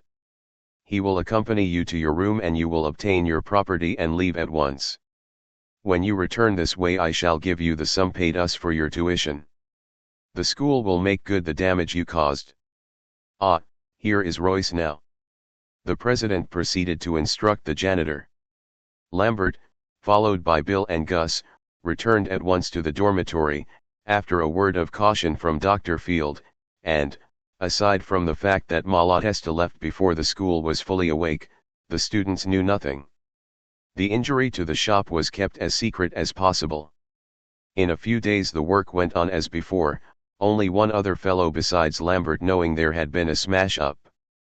So that incident was closed, but out of it, or as a part of it, more serious circumstances showed that Malatesta, wherever he may have gone, had by no means forgotten the feud that now included Bill and Gus as well as Tony. Gus was never questioned as to his possession of a revolver, which made his Wild West method of intimidating Malatesta possible. Probably the doctor believed the cigar case had been used again. Chapter 14 Fisticuffs. Siebold, a keen-wit fellow and an athlete, was the leading spirit among the sophomores of Marshallton Tech. He was class president, stood easily at the head of his classes, if head there was, and in most things he admittedly surpassed his fellows. His people being well-to-do, he indulged in all the little sidekicks, as the boys termed sports, social diversions, and the like. A really fine chap was Siebold, though he possessed one unfortunate failing: he persisted in holding to a grudge, and he had never forgiven Bill and Gus for that hazing fiasco, nor for bringing down the scorn of the school on what had been considered a harmless kind of fun. Of course, the school had a debating society, of which the membership was from all classes. Bill joined it, Gus did not, and it was the only thing in which they acted separately, with the exception of the gymnasium. Bill was sorry he had joined the society, for upon being chosen one of the three speakers on one side of a subject so decidedly in their favor that the question should never have been selected as offering a negative, Bill had so completely overcome the opposition led by Siebold, who especially prided himself as a debater, that his opponent and his mates were held up to much ridicule. Whereupon the breach widened, and Siebold took many occasions to show a paltry spite against Bill and even toward Gus because he was Bill's chum. In the gym, Siebold also shone as a good boxer, fencer, and wrestler. This rarely brought him into contact with Gus, who, during his short exercise, avoided others. Tony, however, was willing to become a victim. The young Italian liked to put on the gloves, as he was quick, strong, and good-natured, but the instructor had, for some reason known only to himself, passed him by. Late one afternoon Gus stopped pulling weights to watch Siebold box with a big soph who was a mark for quick, scientific work and whose heavy punches and swings often fell short of their aim. Tony also was an interested spectator and came forward with the request that Siebold show him some of the points he had mastered. Whereupon Siebold had the Italian lad put on the gloves with Sadler, and the big fellow promptly hit Tony and knocked him off his feet. The Italian's dark eyes flashed fire, but he smiled and came back. The instructor refused to let the bout continue, saying that Tony must gain more experience. Gus called Tony over. "I don't want to butt in," he said, "but I didn't like that. You could learn that game. Would you mind if?" he hesitated modestly. "Could you show me? Everything you do so very good." Tony was so eager that Gus consented. They agreed to come to the gym at a time when no one, not even the instructor, was there. Then, in addition, Tony bought a set of gloves so that the two could practice in the shop now and then. A month went by. Cold weather came, then the Christmas holidays. Bill and Gus went home for the one big day, and came back to study and to continue their shop work, but Tony was away for 10 days, during which he took a few lessons from one of the best teachers of the fistic art that could be found. He said, "I am now there," gleefully announced Tony when the three got together again, "and that I can learn one poco, for I did punch a him times several and he no hit me sempre. I think you," his dark eyes appraised Gus, "are quite no, I not throw bouquets are good as he." "Oh, not so good as Ben Duffy? I know all about him. I went once with my city uncle to see him fight. He's a crackerjack, sure. But he not poke me more as you do," argued Tony. "Well, I been studying your defense longer, it's mine too, you know. That's the reason." The generous Gus smiled. "Anyway, let's go to the gym tomorrow. I want to see how you mix it up now with Sadler." Tony did mix it up, much to Sadler's discomfort. Siebold stepped up, "Say, Italy, where did you get it?" And Tony, proud, ever eager to give credit to a friend, nodded toward Gus. "To him I do owe it. He won Granda Master with the Feist. So? Expert electrician, mechanic, sport spoiler, and bruiser, eh? Some combination." And Siebold turned away with something too much like a sneer on his fine face. Gus was hurt, but smiled, as usual. Tony resented the slur. "For all which," he said, "the cervel, the brain, is required, eh? Maybe, Soph, if you brain ancora had you could beata him, but no so now. No? I'll bet a sardine that you could put it all over him, Seabold said, desiring to mollify an upperclassman. Tony laughed. No, not coulda you Ankara, nor any other one in this school. Seabold turned away, as he added, you won't have a chance to prove that. I pick my company. But you will get another go at Sadler after I give him some more pointers. It was evident that the leader among the sophomores was something of a snob. A little later his prediction came true regarding Sadler and Tony. Gus was again a witness to the bout. It had become noised around and the gym held a goodly crowd of students. At such times the instructor, though interested and often a witness, dodged participation because of the slugging tendency and its possible effect on the school if he encouraged such a thing. Tony went into the game with a smile. Sadler, though generally good-natured, was serious and determined from the start. He got a number of stinging cracks on his ribs and in the stomach, Tony hardly being able to reach his head. Beaten again at points, landed on 5 times as often as he landed, he began to resort to a waiting game, for there was no doubt he could stand punishment. Stand it he did until Tony got enough confidence for infighting, though he should never have attempted to swap punches with such a big fellow. Suddenly Sadler caught the smaller man starting a short arm uppercut for the jaw and he took it open, delivering at the same instant a hook that no man when giving a blow could hope to block. He caught Tony coming in and that lent additional momentum to the blow which got Tony on the side of the neck, over the artery, and it was as clean a knockout as could be given. They carried the Italian to a wrestling mat, fanned and bathed his face, and when he came to and sat up, Seabold was there with his ready tongue. He's too heavy for you. No fellow could hope to stand up to Sadler at his own game. I told you so. Gus saw Tony's real hurt and was incensed. Oh, don't you believe that, he said to Tony. Another time fellow. Maybe you think you could stand up to Sadler. I'd like to see you, or anyone here, even the instructor. He glanced around. Could they, Mr. Gay? Well, perhaps not. Sadler has the punch and you can't hurt him, said the instructor, coming up. Feel all right now, Sabest. Nothing more was said about another bout, but the subject stirred the crowd so that it could not die out entirely. 3 or 4 days later the instructor and Seabold entered the gym together, and stopped to watch Gus punching the bag. Seabold had never seen anything quite so snappy as that. Mr. Gay made some remarks. That fellow must have had some instructions under a strong teacher. There's good material there. Say, look at the way he plays a tattoo and swings, too, and gets away from it.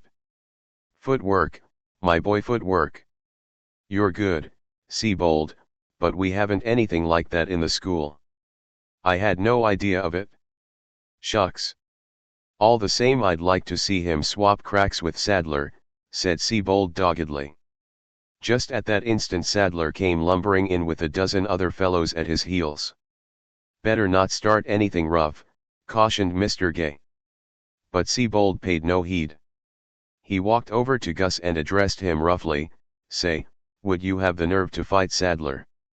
Fight? Fight? Why, man, I have no reason to. I haven't anything against him. Gus was indignant. And as to boxing bouts, I'm not in this game. Too busy. Shucks. One way to whitewash a little streak of yellow. This with a sneer. Suddenly the kindly smile on Gus's manly face faded out. He stepped quickly in front of Seabold. You can't say that to me. I'll fight you here and now, bare knuckles if you like. Mr. Gay overheard the conversation and came back to the boys. None of that here, he said. If you want to have a friendly bout with the gloves, all right, even to a finish, but no bad blood. Gus turned away. So did Seabold. Sadler, who was tired of being punched at Seabold's request, would prefer to do a little looking on. With satisfaction he saw Mr. Gay take his hat and leave the building. The instructor may have seen a scrap on the way and wished to evade responsibility. He was anxious to be popular with the boys. Sadler offered a few suggestions. Immediately several boys surrounded good-natured Gus and shoved him into the open center of the room. Then they did the same to Seabold, but with more verbal persuasiveness, and in a moment the two were facing each other, and a pair of boxing gloves was handed to each. Chapter 15 Loyalty. The freshman's smile had returned, and he stood with the gloves swinging by the strings from his hand. Seabold, who really was no piker, was slipping on his gloves and having them laced up.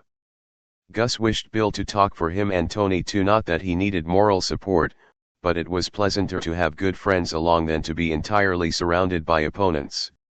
However, he felt quite equal to the physical task, and as ready to stand his ground morally. "See here, you sophs," he said. "I'll box, and gladly, but not in the way Seabold wants to." "Ah, what do you care how the other fellow feels? It's about just the same, isn't it?" "But Mr. Gay doesn't want us to show any hard feelings," Gus urged, "and he's decent to us. I don't believe Seabold really thinks I'm yellow_do_you. This." Last to his intended opponent.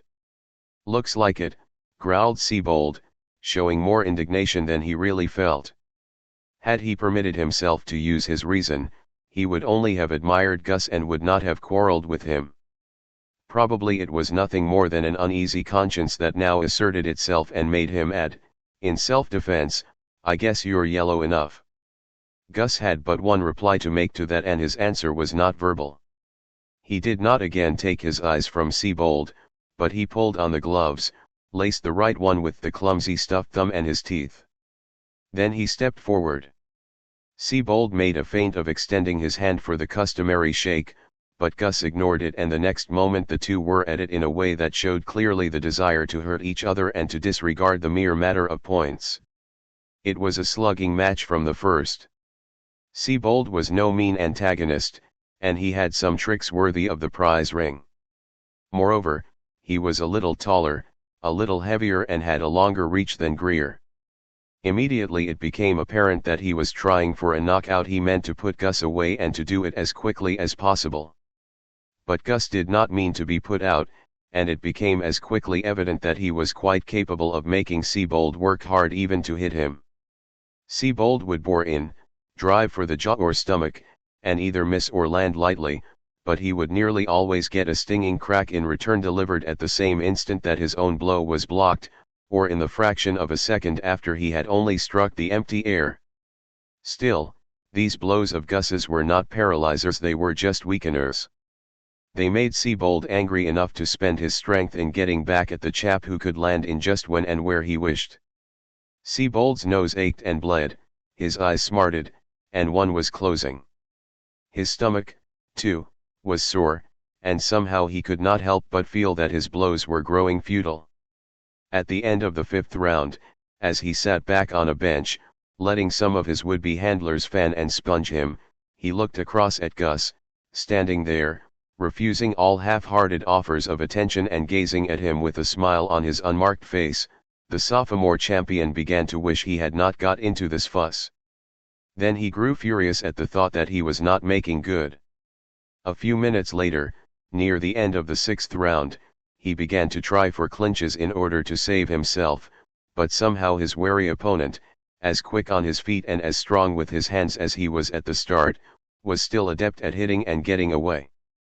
Just then Sadler, who, with watch in hand, always made a little step forward as he called the end of each round, put out his foot when Seabold was facing him, and the sophomore, tired and eager for a minute's respite, started to get back and lowered his guard.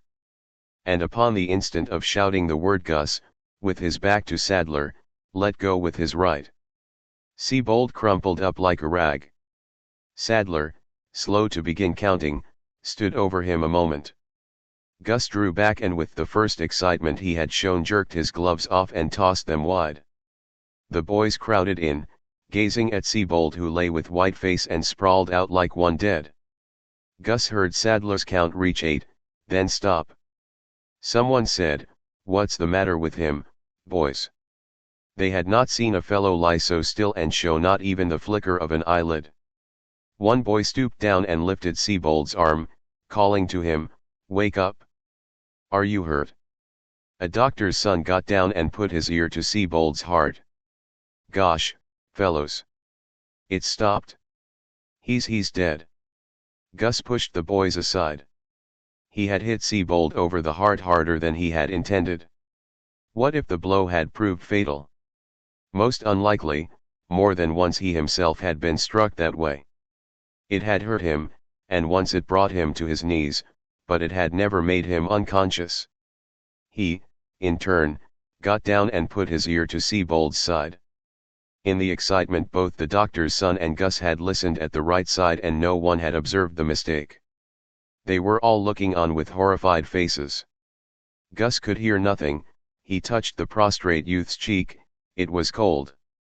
He rose with something like a sob. "Fellows, I didn't mean to do it. I didn't know he couldn't stand it. But he can't really be much hurt, can he? Why, he again." Gus knelt and listened for heartbeats. He slumped down, feeling as though his own heart would stop, too. In his daze he heard someone talking on the telephone at the far end of the gym and dimly distinguished the word doctor. He got to his feet then. No one opposed him. He must get Bill, good old Bill, to speak for him and tell them that he had not meant to hurt Siebold. They must know he was not murderously inclined, and that he hated to hurt anyone, anything, an animal, a bug even, also that he would not run away if they wanted to arrest him. In a sort of trance he reached his room, where he found Bill and Tony. Gus fell into a chair, almost sobbing. "Bill, old fellow we boxed Siebold. And I guess I've killed him. I didn't mean to, Bill, you know that. Tell them I didn't, that I'll be here and go to prison without a word. And write home, Bill, and tell them stuff," said Bill. "I don't believe it. Tony will go see about it." "At the gym, Gus?" "Yes, at the gym," nodding to the Italian. Tony was gone. Bill stood by Gus, his hand on his chum's head. Seldom was there any real show at tenderness between these lads, but there was a loyalty there that made such a demonstration unnecessary. "It isn't so, Gus, and even if it should be, anybody knows it was an accident, and you won't be arrested. At least not in a criminal way, only in the matter of form. The president will understand. And, Gus, we can get together money enough to defend you legally even though we have to quit school." You shan't quit school," said Gus. "Not if I have to do time." "No, sir. It doesn't matter much about me, but you're not to be in this at all, except I don't want us ever to be not chums, Bill." Rapid footsteps were coming along the hall then. The door opened and Tony and Sadler burst into the room. "He's all right, Grier. He's come to." "Yes, mio amico Siebold, this Sadler say, is again recover. You no need longer to fear. But, they tell it to me that he is side presence. He will go to his classes, the observed. And it serves him all the right, is it not so? And the most to do is to explain the doctor for you, which we all do." Chapter 16. One winter Saturday. Marshallton is a village with nothing more than 2 general stores sufficient to cater to the needs of the near neighborhood and the tech students. Guilford, 9 miles away, is the railroad town, and, now and then, for extra supplies the tech boys may spend a dull half-hour each way on the trolley to visit the quiet place which holds no other attraction than the stores. Bill, Gus, and Tony, eager to get some radio supplies that might as well have been ordered from the city, obtained leave to run over to Guilford and back. To show his appreciation of their friendship, Tony decided to treat Bill and Gus to a taxi ride, so he phoned to the town for one. It came and the 3 piled in, much elated over the prospect of a pleasant shopping trip, though the weather was a little stormy. The purchasing took all that was left of the morning. The boys gathered their things into bundles and, at Tony's command, made straight way for a restaurant. Being a senior, he claimed entire charge of these freshmen. "You not respond no, it is that you are irresponsible, he said as he demanded the privilege of paying all expenses. We will get, he laughed, some spaghetti and I show you to eat. You like EET? They did.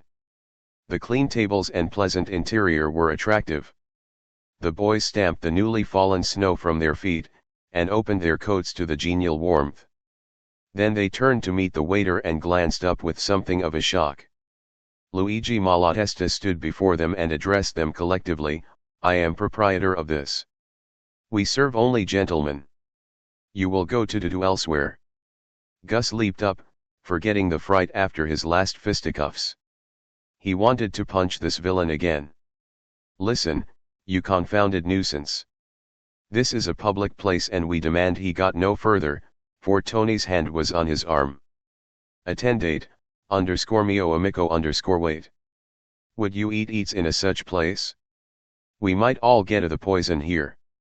Mucho better we go of ourselves. Malatesta beat a hasty retreat. The lads went out and along the street to another place equally attractive, and there they ate unsparingly, the while discussing their latest experience, though Tony was silent on that. Finally Bill and Gus fell into his mood. They came out of the restaurant after an hour, to find that the storm had increased, a stiff, knife-edged wind driving the snow horizontally and making drifts. The taxi driver at the garage looked dubious, but agreed to try for Marshallton. The worst that could happen would be a night spent at some farmhouse. The storm increased rapidly, the snow turning partly to sleet piled up in long windrows across all half-sheltered places, leaving open spots bare, so that the road resembled the storm waves of a white and foaming ocean. The car skidded along on icy ground 1 minute, and the next its wheels were buried in caked drifts. The boys were peering out, watching the strange effects of the storm, but noting with greater concern the slowing up of the taxi. Then they stopped. Reckon we can't make it, said the jolly, round-faced taxi driver. They could not stay there in the road. It was imperative that they should find a shelter somewhere. Not half a mile ahead there was a farmhouse in which they might all be made welcome and comfortable. Again the man had proved to be correct. The boys agreed that forecasting the weather and the social geography of that region were in his line. He tried to run on again, but the starter refused to boost the engine and the battery nearly gave out. Bill insisted that they crank up and not exhaust the battery, else they would come to a dead stop. Gus and Tony lent a hand in turning the engine over, and soon they were again bucking the drifts, stalling the engine 2 or 3 times within the next 300 yards. A drift faced them that was altogether beyond hope, and before they drove into it, Bill insisted that they back over the thinner snow to the side of the road so that they would not be hit by another car if one should pull through such roads. Now then, you fellows, said Bill, as usual assuming command where anything important was at stake. Go on to the farmhouse and bunk, if they'll have you. I'll wrap up in these robes and be as warm as toast here in the car. It was an enclosed tonneau, the window sashes fitted tightly and 2 big robes promised a little comfort. Yes, you will, said Gus sarcastically. Not, declared Tony. We can easy carry you. You say it, pig on back. The taxi driver joined in and helped the 2 boys in this, also. Did you say there's a farmhouse just on ahead, Mr. Dash? Asked Gus. Merritt is my name, answered the driver. And a roadside is your station. You're fast in the snow and you cannot go, and you're mad at all creation, said Bill. You're right, son, about being stuck, but I ain't mad. Reckon I stand to lose on this trip, but no, my friend, you will not lose 1 cent, exclaimed Tony. More, you shall make well. We are not the unappreciatives, ever. Show us this farmer estate and entitle us to be his guests, and you shall want for nothing, my friends Bill and Gus. You've said it, Tony, and you are the cheese. Ah, no, I am but the macaroni. Do you think this farmer will cook the spaghetti? Not likely, but Farrell sits down to a good table, I reckon, Merritt ventured. Well, young fellers, Let's mosey on. It'll be stiff goin', though 'tain't more 'n a quarter of a mile now. It was stiff going. Bill managed to get through the thin places and they helped him through fast increasing drifts, Gus at last getting him on his back for a gain, as he expressed it, of 50 yards. Then Tony took a turn for a like distance and Gus and Mr. Merritt crossed hands to carry a lady to London, so they would have got Bill along for a considerable distance had they not come opposite the end of a lane, with the dim outline of a house standing back. Up the lane they went, hearing the muffled barking of a dog. The side door of the house opened, a big farmer with a huge voice greeted them cheerily.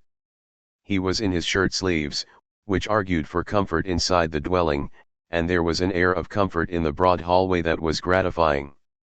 The three were received like young princes and ushered into a large sitting room. From their chairs before a big stove, a pleasant woman and two young girls rose to welcome the wayfarers. Merritt they knew by name, and he began an apologetic effort to account for their coming, but Bill took the matter in hand. "Mr. Farrell, aren't you? And I suppose this is Mrs. Farrell. My name is Brown and these are my friends, Mr. Sabast and Mr. Grier. We are all students at Marshallton. Went into Guilford to the stores and couldn't make it going back, though Mr. Merritt put up a good fight with his little car. And now we are going to ask you if you can keep us for the night. Table and spare room. Anything that is handy, for we don't want to give you trouble and we'll pay the best. As if you are one fine hotel, because no such could give to us more of comfort." This from Tony, who was always most liberal and eager to please. So saying, he pulled out 10 $1 bills and gallantly tendered it to the lady, with a nod and smile at the farmer. "That's right. The wife has all the trouble. You boys are welcome, Sarah. But John, this is too much. I could not accept such a large amount for so little." "Mother," said one of the girls, coming forward, "you should not accept anything at all." "Well, now, Mary, I guess you're right. This is our daughter, young gentleman, and she always has her way. But she has not considered the way to justice," said Tony, his black eyes flashing conviction. "We give that, or we not remain, even it is too little. Yes, considering the storm, our predicament, and our coming in on you this way, unasked, we can't consent to less," Bill added. "Mabel, come here, girl," said the housewife, laughing. "This is my niece. She's making her home with us.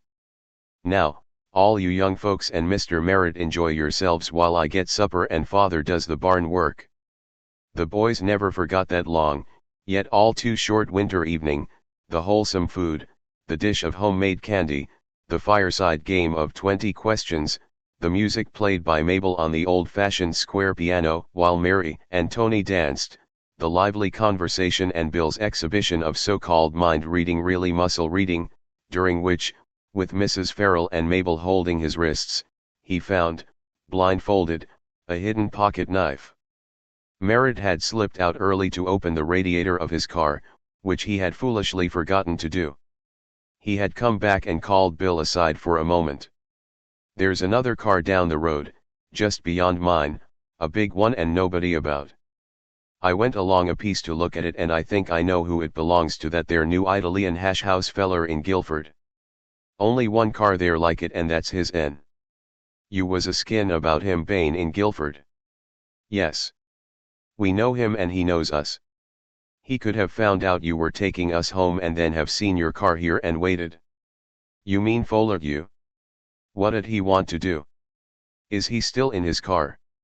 interrupted Bill. "I reckon so, think I saw 4 fellers in it. They can keep warm there and every now and then run their engine a bit to keep her from freezin' up. They'll be drifted in, won't they?" "Reckon not, with a big car like that, and the storms goin' to quit. But that won't let us go on tonight. And what is that Italian up to?" Bill dismissed the subject with Merritt, but resolved to tell Gus, though not Tony, as it would put a damper on their friend's peace of mind.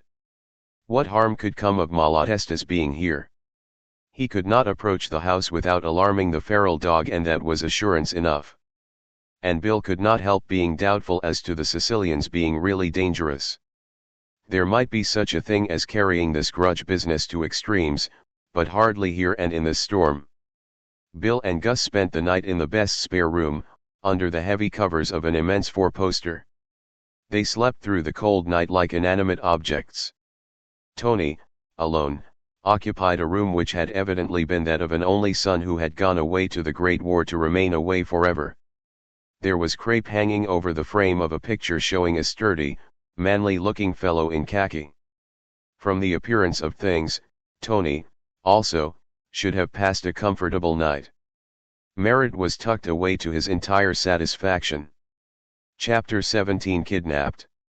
In the morning Bill and Gus were up at daylight, as was their habit. The storm had ceased, and it was turning warm, the snow melting already. The boys went to the barn to help with the milking, they got in some wood and performed other chores. Mr. Farrell, coming in, declared with his hearty laugh that they could stay as long as they might wish to, for they had certainly more than earned their food and lodging. As they went into the breakfast table he said, "Mother, better give that other young fellow his money back." "Where is he, anyway?" "Not down yet." "Not yet," said Mrs. Farrell, "though I called him twice." "I'll get him up and down," said Gus, going toward the stairway. "Father, have you seen Gyp?" asked Mary Farrell. "I've called him too, but he doesn't come for his breakfast." The farmer shook his head and, stepping to the back door, whistled sharply, and at length, turning to come in, he heard a low whine, and a quick search found the dog, lying on his side and unable to rise, his eyes dull and bloodshot, his tongue protruding. Mr. Farrell had seen something of the sort before. He picked up the poor little beast and carried him to a warm bed by the kitchen stove. "Sarah, he's been poisoned." "Nothing else." "Getting over it, though." "What?" And then they heard Gus calling from above. "Bill! Bill! Come up here, quick! Tony's gone." It was true, and the manner of his going was very apparent. The room had been entered from without, noiselessly and by experts. Taking advantage not only of the lad sleeping soundly, the housebreakers had used some anesthetic, for a wad of cotton that smelled like a drug store lay on the carpet. Tony had evidently been roughly dressed. His collar, necktie, and cap lay on the bureau, and his stockings on the floor. That he had been carried out of the window and to the ground was certain. The two ends of the ladder had left their imprint in the snow in the sill and on the ground. The ladder itself had been thrown among the bushes. Kidnapped. There was no question about that, but how could such a thing have happened? A sturdy boy, able to put up a fight, and the thing done so silently as not to waken a soul in the house. Healthy, sound sleepers, depending on a dog, and that poor beast put down and out. Poor Tony! What would they do with him? Bill and Gus hastily related their affair with the ugly Sicilian and that of which Tony had told them. They at once found that the big car had turned about and gone. Footprints in the snow proved that the occupants of the car had been the kidnappers. The farmer and his family were duly excited over the case. Nothing so dramatic had ever before happened to them. Merritt was also wrought up to a pretty high pitch, for Tony had hired him very generously. The young Italian had shown himself to be a courteous, well-bred gentleman and had commanded respect. The manner of his disappearance, and the possible tragedy lurking behind it, had earned the sympathy of them all. But the Farrells deferred everything to Bill and Gus, who were both eager to act, and to investigate the too evident, yet mysterious crime, though they were rendered helpless by the snow-piled roads. "We'll have to use your phone, Mr. Farrell," said Bill. "We will pay all the tolls. We've got to make this thing known and put Tony's people wise. His father's a wealthy Italian banker in the city, and he'll begin to move things when he hears about this." He turned to Gus. "If we could only get to the school and get a whack at the transmitter, couldn't we make things hum?" "Why, my lads," said Mr. Farrell, that is just the thing to do, and I can get you there in a hurry. These automobiles have got it all over our horses for speed, but not for power. My bays will land you at the school in short order and through the biggest snow that you ever saw. Wait till I hitch them up to the Dearborn." He was as good as his word. After promising to keep the Farrells and Merritt posted as to the progress of the hunt for Tony and its outcome, they were on the road behind a pair of splendid, steaming, plunging horses, and soon back at the Tech. The doctor, about to depart for church, was startled by the news, and he at once turned the transmitting station over to the boys, going himself to the phone and keeping it busy. Mr. Farrell remained a short time. Then, wishing the boys success, he departed. The county detective, the mounted police force, the city force and a private detective agency were all informed of the circumstance, with a full description of Luigi Malatesta. The incident became a 9 days' wonder in the newspapers. Soon it was learned that the Sicilian had, on the very day before Tony's disappearance, sold his restaurant in Guilford for a song. He had disappeared with several others, questionable characters with whom he had been associated, and on whom he had evidently relied to do the kidnapping. It was discovered also, through the confession of a Sicilian suspect, that Tony had been shadowed for weeks as he went about the school. But all knowledge of the boy's whereabouts was totally lacking. Clues were run down without success. The search had failed. Mr. Sabast, with a famous detective, came to the school and talked with Bill and Gus. He went with them to see the Farrells, where he investigated every detail.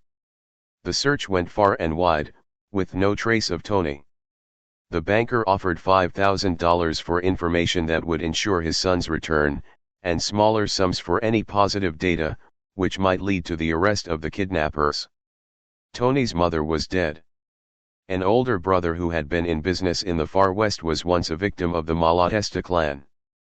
In spite of every possible effort, the disappearance of the boy remained a mystery, nor could any of the Malatesta relatives, known by various names and suspected as accomplices, be found. Bill and Gus were now in possession of one of the finest radio receiving sets that could be made, and several other students had purchased similar, or less perfect, sets from the boys. Whenever opportunity permitted, they either had the loudspeaker on, or sat with the phones clamped to their ears, listening in and having much amusement with the various broadcasters, public and private. It was a liberal education to hear a tenth of what was going on, besides the regular concert program each evening. But most in their thoughts was the hope, often expressed between them, of hearing something that might in some way reflect on the kidnapping mystery, for the boys missed their kind and courteous Italian friend. Chapter 18 Diplomacy That Failed.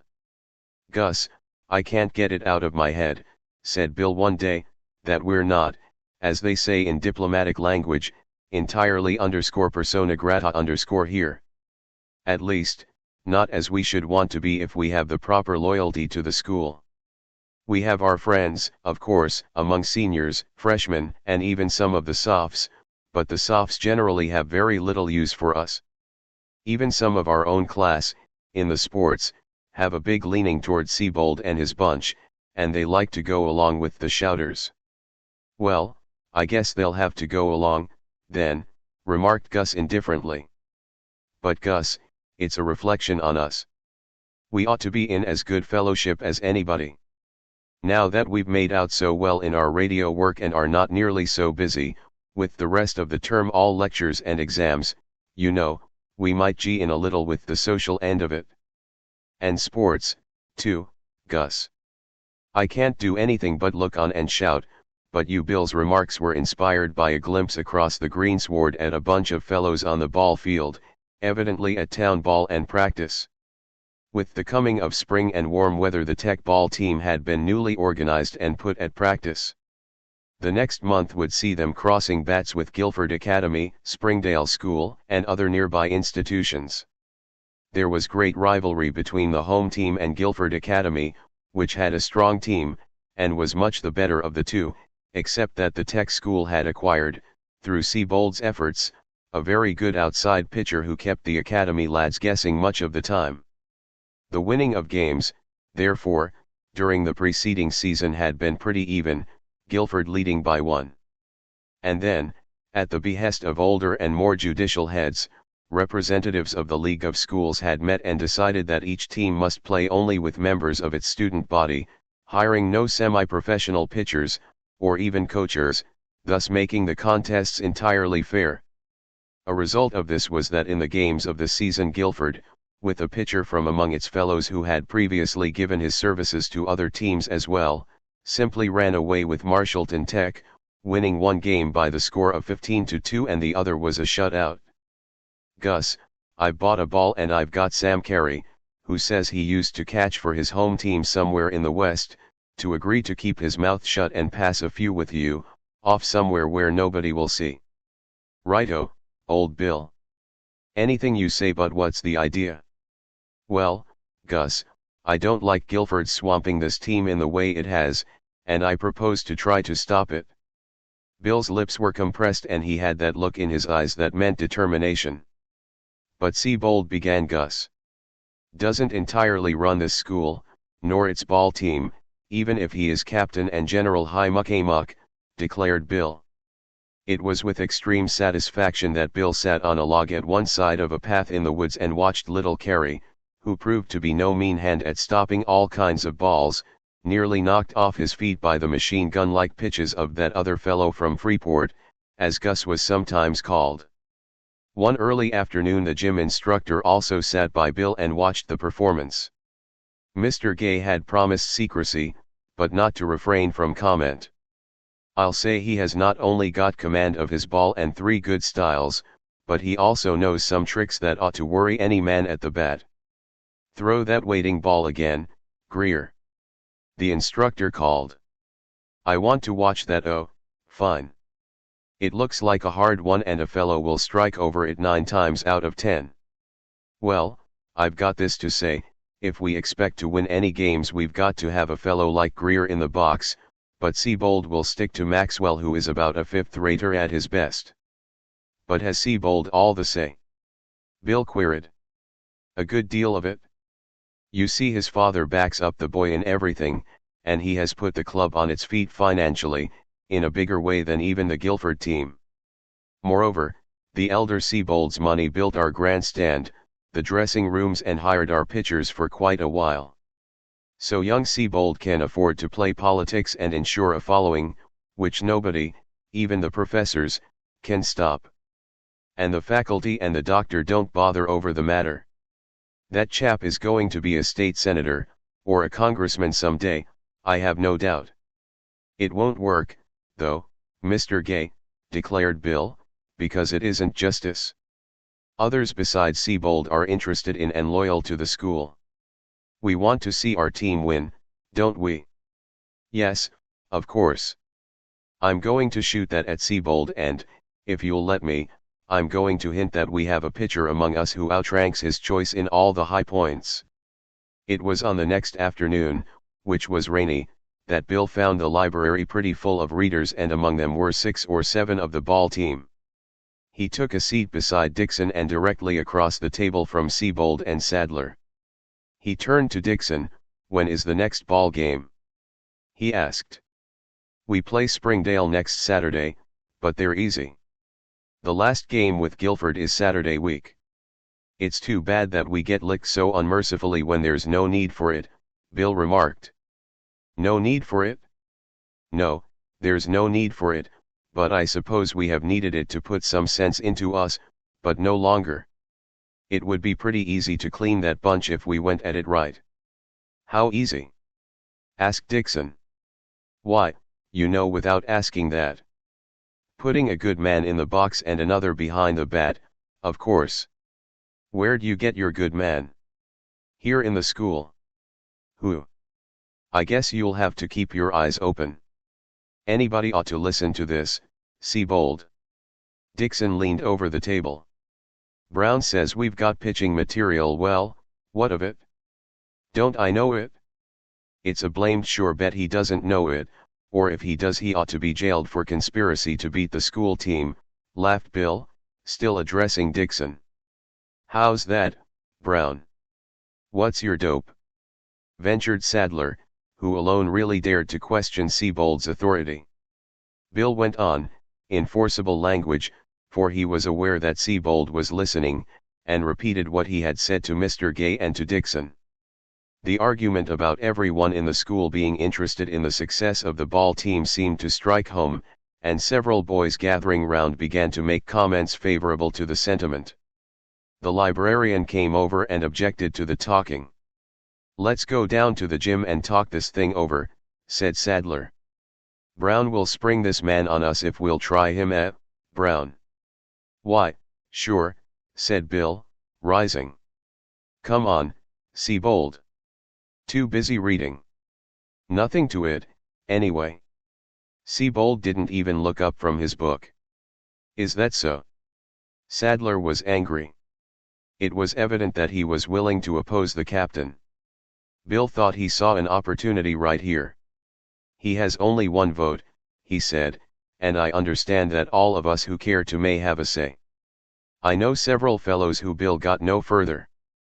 Siebold began to see that it might be best to permit no defection from his ranks and no outside interference. He followed the others out and across the campus, no word being said all the way by the several boys who, in part, made up the executive committee on baseball. They filed into the gym and got Mr. Gay into their conference. "Now, then, Brown, what have you got under your skin?" said Siebold testily. "You heard me in the library," said Bill. "Balderdash. There isn't a fellow in the school who can pitch like Maxwell." "Oh, yes, there is, Siebold," said Mr. Gay. "There's no one who can play first base like Maxwell, and your first baseman says he has a glass arm and is done. We have a pitcher who can pitch." "That's the cheese," said Maxwell. "I've told Siebold all along he ought to replace me." "Who is this wonderful guy?" asked Siebold. "I'll bet it's that other fellow from Freeport," put in one of the captain's staunch supporters. "Call it off in that case," Siebold demanded. "No, we won't call it off. We'll try him at practice," said Sadler. "Who's captain of this team?" "We'll play in our present positions, all of us, or we won't play at all." "That's right," echoed 2 or 3 followers. Bill laughed. "Will you accept a challenge to play a school scrub team?" "No, nor that." "Waste of time, that's nothing but silly stubbornness," said Sadler, with rising wrath. "Wouldn't it be just like practice?" "You're a fat-headed now, see here, Siebold," interposed the instructor. "You can't refuse that. It will only bring out the best players and strengthen the team." "Well, then, if Mr. Gay says so," Siebold agreed, "we'll play you and we can shut out any bunch you can get together." Chapter 19, A Shutout. Bill turned to Sadler. "You're with us?" "Sure, Siebold has a substitute for right field." "I'm with you, too," said Dixon.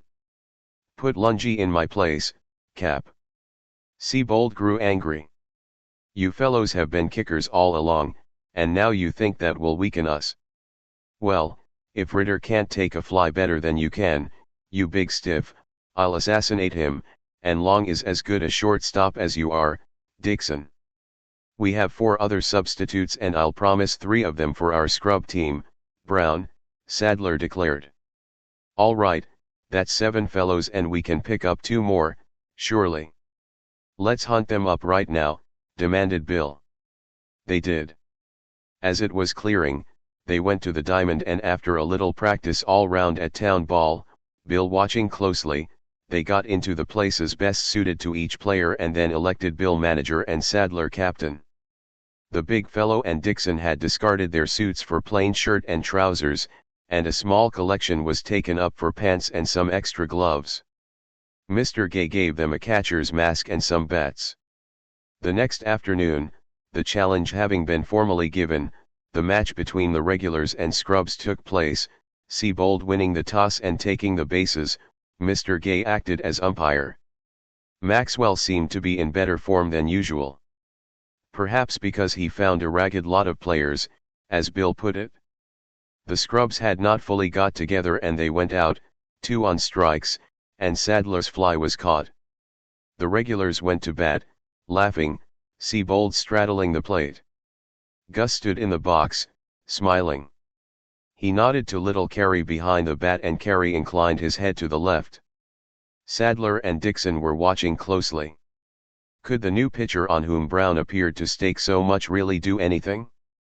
If he could send them over the way he boxed, thought Sadler, good night. Brown was all the time springing something worthwhile. That was just why he and Dixon had been willing to make a final kick at Seabold's arbitrary rulings. And now here was Seabold himself, one of the surest batters in the team, facing the unknown quantity. Gus put on no gimcracks nor did he make fancy swings. He merely made a step forward, raised his arm to throw and held it about 2 seconds, then there came across the plate something more like a streak than a ball, so it seemed to Seabold, and little Carey, who had been squatting, nearly went over backward with the loud plop in his glove. Seabold stood, dazed. 1 strike. Called the umpire. The ball went back to Gus, who took it out of the air as if he were plucking at a snowflake. Again the step forward, the raised arm, and the ball came along swiftly at first, then slower, much slower, but keeping up. Seabold's heart sang. He would take this thing on the end of his bat and lift it beyond any hopes of a fielder's reaching it. It meant a 2-bagger sure. He struck, there was no contact of bat and ball. A fraction of a second later the sound of the ball in Carey's glove told him he had missed it by a mile, as Sadler balled it out. 2 strikes. Seabold looked mad now. He was being tricked, that was certain. He would show this fellow if he could do that again. The ball came along swiftly, but too high. It was 1 ball, and he waited. The next was fairly swift, but it was going to bounce before it struck, yet it lifted and passed right over the plate almost a foot high, and Seabold wondered why he had not swiped at it. Striker out. Called the umpire, and the captain of the regulars angrily threw down his bat. Wild came next. He was the regulars' catcher, and the best batter of the team. Seabold stood, watching closely, a scowl on his face. Almost the same tactics were played, without Wild ever knowing where the ball was. Another chose 3 bats before he got one to suit him. This fellow was Klein, the bunter. More than once he had made his base and let fellows on bases in by bunting one at his own feet, and in such a manner that it rolled slowly toward the pitcher. 3 balls were called against Gus. The regulars commenced to smile and Seabold's eyes sparkled. Then 3 streaks came, all over the plate, waist high, and striker out sounded the 3rd time. The regulars went to the field, the captain walking slowly and thoughtfully. Gus went to bat and struck out. Little Carey lifted a fly to left field that the fielder muffed and let roll, so that Carey slid into second when the sphere was coming back again.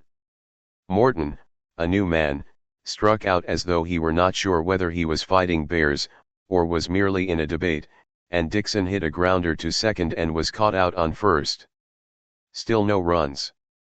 Gus always had the short step forward, always the uplifted arm that did not double forward at once. It was possibly confusing, instead of a notice to the batter to get ready, as one might have imagined. Quite a number of balls were called against Gus, fast, slow ones, upshoots, but never 4. 3 batters went out in quick succession. In the 3rd inning Maxwell slowed up a little and the scrubs became wider awake. One of the new men who had, he declared, played ball very little and never shown a genius for hitting, sent a liner between pitcher and first that put him on his base. One of the regulars' former substitutes hit another grounder that let him on first and the new man on second.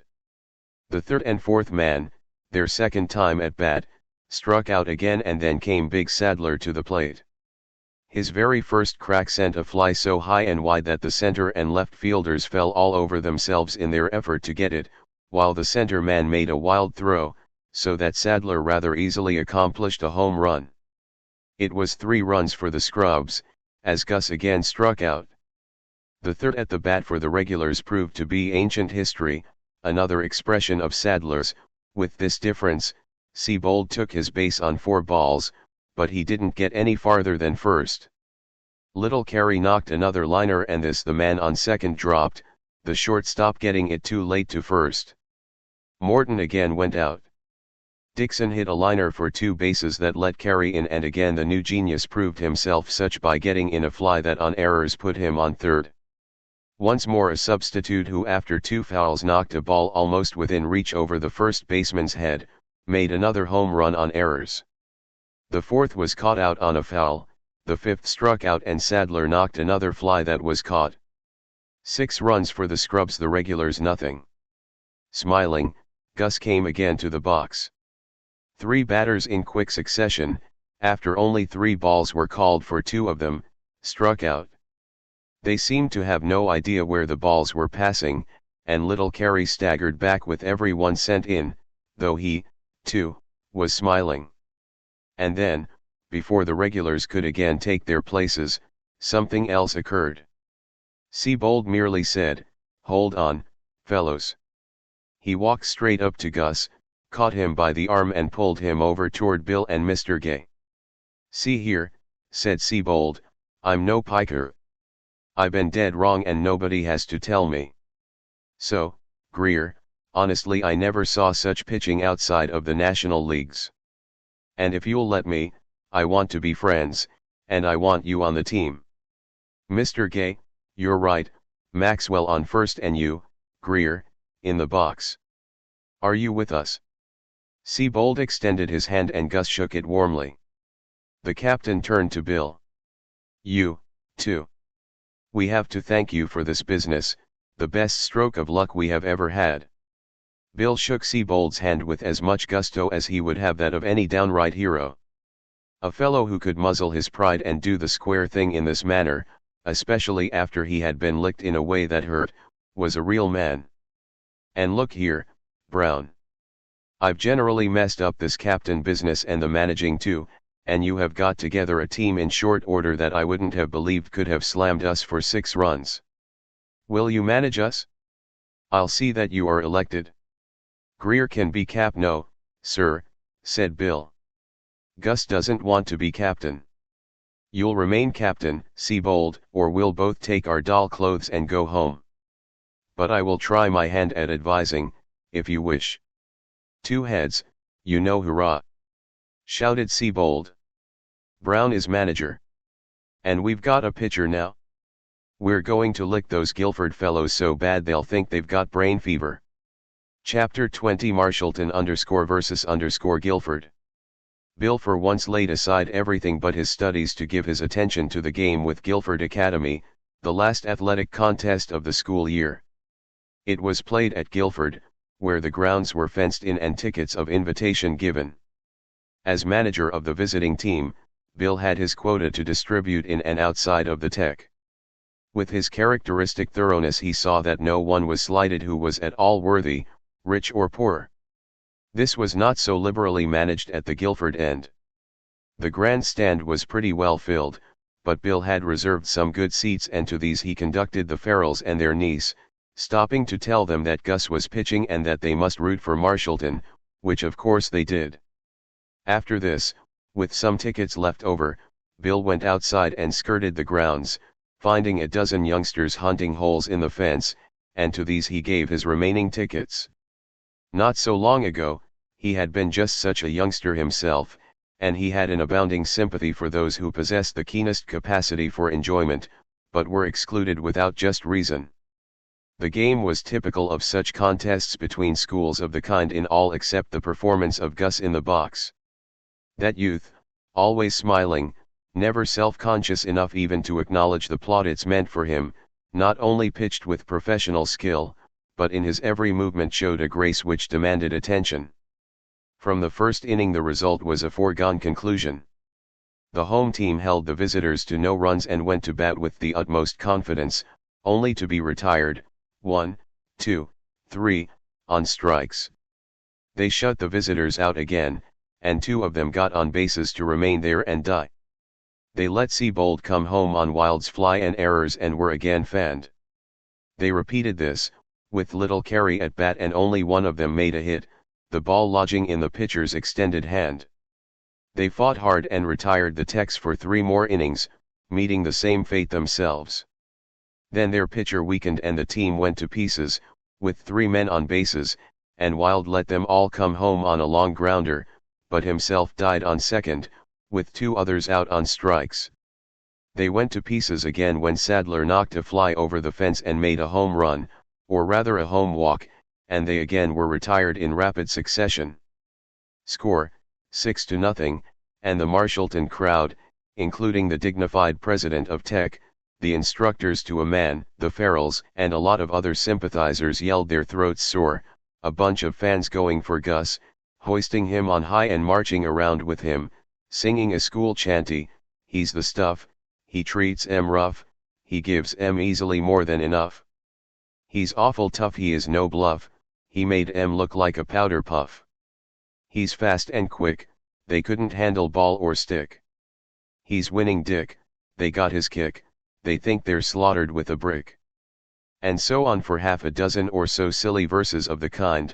Gus, meanwhile, suffering both physically and mentally, for being thus tossed about is by no means comfortable, and his modesty was such as to make him want to run and hide. And then the gang went for Bill, but Dr. Field protected him and they expended their enthusiasm on Captain Seabold, Sadler, and Little Carey, the catcher. After which Guilford asked for a return match, but the term was nearly ended and that must go over until next year. "I wish," said Bill to Dr. Field, as they journeyed homeward, "that Tony Sabast could have been here to see this game." Chapter 21. A clue. Exams and exercises were over and the students mostly gone. A few remained to brush up on studies, or to complete work begun in the shop. Bill and Gus were among these. They had an order from one of the professors for a very fine radio receiver and it was not quite finished. The matron and cooks had vanished and the boys had to get their own meals. As one after another of the lingerers left, the dormitory became quieter, almost oppressively lonesome, to Bill at least, who was social by nature, but Gus, the hermit, rather enjoyed it. Listening in over the radio was not neglected. It served to cheer the monotony. Not only were the boys alive to the advertised concerts and entertainments, but they caught a tangle of outside waves that was often quite amusing. Only 2 more days were required for them to finish their job. They had decided to let their receiver remain, as they were to occupy the same room next term, and now 2 receivers at home would serve. The loudspeaker had been removed, adjustments made, and now Bill sat at the little table with the phones clamped on his ears. Suddenly he called to Gus, "Get 'em on. Get 'em on, quick. Somebody is sending a message out to Marconi, only the end of it now, though. Be most honored, I assure you," came through the air. "Several whom I think you will be glad to meet will be there and we shall be glad to have a word from you." There was a pause. "It's an invitation to a banquet, or something," Gus said. "Sure. I wonder if he's going to accept." This from Bill. "When did he come back?" "I thought he sailed away last fall." "Been back a week, read it in the paper." "He's on his boat again, the _L_ listen. He's talking." Marconi speaking. "Gentlemen of the Society of Electrical Research, I shall accept with much pleasure, but please do not put me down for an extended speech. Only a few remarks probably on my subject. But I shall make no reference to Mars, my interest in that is almost nil. That is a newspaper romance, and I am really getting very tired of being misunderstood. I would be very glad if, in the course of the evening, someone would jestingly refer to this and absolve me from holding such untenable ideas. I thank you. I shall be there. Gee whiz, Gus, I wonder if the time will ever come when we'll get invitations like that, and say, he doesn't take any stock in that message from Mars foolishness." "Well, I guess it's silly, all right," Gus agreed. "Why, sure. They can't even tell if Mars has any life on it, and if it has, it is mighty unlikely that any kind of creatures have developed brains enough to understand radio. Shucks. No real scientist will waste his time on any guesswork like that. We want to know more through the telescope first. But maybe the telescope can't tell us then what? We want to get at it any way we can, don't we? Oh, I suppose, in any sensible, possible, likely way, but not on such a supposition. It would be like shooting at the moon, if a high-powered gun could get its projectile beyond our attraction of gravitation and if it were aimed right, why, then the shot might hit the mark. Too blamed many ifs. And some of the greatest astronomers say Mars isn't inab. What's this? A very distant, not easily understood voice came to them. There seemed to be some interference which not even their well-made loose coupler could filter out. Apparently there could be nothing very entertaining about this, except the desire to get the better of a difficult task. Atlantic. Latitude 39 chased her, but lost dash. The fog was dash. On board, when start transferred, we think. Headed west. Got a radio from the government tug NEV dash. Think it must have been the same. Putting in toward Point Gifford, they said dash. Think they have landed by now. Better opportunity to demand ransom from the dash. Italian all right, sure of that. The banker will dash. So you be dash dot. The voice died away, a few clickings came and then silence. Bill turned to Gus. In matters of jumping at conclusions, he had long learned to depend most on his chum's undoubted talents, just as Gus, in most things mental, played second fiddle to Bill. Say, Gus, could it be? Bill whispered. Sure is. Nothing else. Ransom, banker, Italian. Gus felt no uncertainty. They're after them, sure. Mr. Sabast has had the hunt kept up on land and sea, we know that. And this is just a clue, an attempt to get on the trail again. Point Gifford, Bill, I know that country. Went all along the coast there once with Uncle Bob. You remember when? He was cutting timber down in the coast swamps. I explored, great place for that. Sand dunes, pines, inlets, awfully wild. Some old cabins here and there. They're landing there. Gus, I'll bet they're going to bring. Do you think it can be Tony, Gus? Who else? They're trying to make Mr. Sabast pay a ransom, and they're going to be in a place where they can make sure of getting it. What Tony said about the Malatesta bunch being short of money must be true, and I guess that restaurant business made it worse. They're going to try to make a pretty sure thing, but Gus, this radio was intended for somebody on shore who will watch them and maybe nab them. No, indeed. They're not likely to nab them. They have already landed, you see, and the detectives will watch the upper point, which is the only landing place. But if these chaps are foxy, they will come to the lower point, 10 miles south, and cut across the inlet and the thoroughfare in a small boat. Then their yacht, or whatever she is, will sail up past the upper point, put to sea, and the detectives will think she has given up the idea of landing. I rather think I'm onto what their scheme will be. An old oysterman showed me what some smugglers did, and got away with it for a long time. I guess the state police never have got onto this. Well, then, Gus, it's up to us to tell, with several $1,000s to save for Tony's dad. And who would believe a couple of kids, anyway? Demanded Gus. But how? Let them watch the upper point, and if they land there, all right. I'm going down to hunt over the lower point. You, Gus? But these fellows are a bunch of desperate scamps, gunmen, no doubt. There'll be a lot of them, maybe not more than 2 or 3. Luigi Malatesta, his brother, I think from Merritt's description, and an accomplice or 2.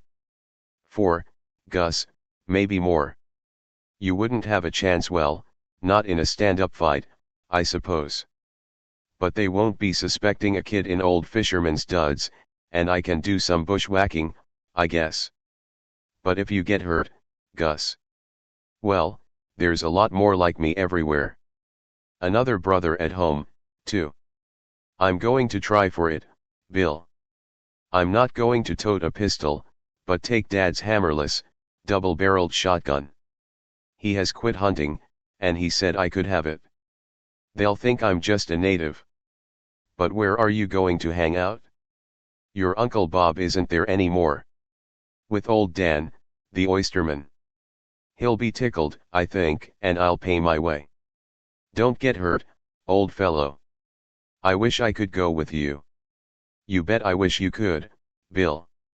But you pick up what you can and maybe you'll have a chance to get it to me in some way. Oh, Gus, I know a scheme, that portable set we made Tompkins, it's in his room. He would be tickled, for he liked Tony, and he has gone to Saranac Lake. They've got one up there, so he didn't take this. We'll get in his room and get it for you to take along. Then I'll stay here, glue my ear to the phones and radio you everything I know, for they are all away, and I can use their transmitter.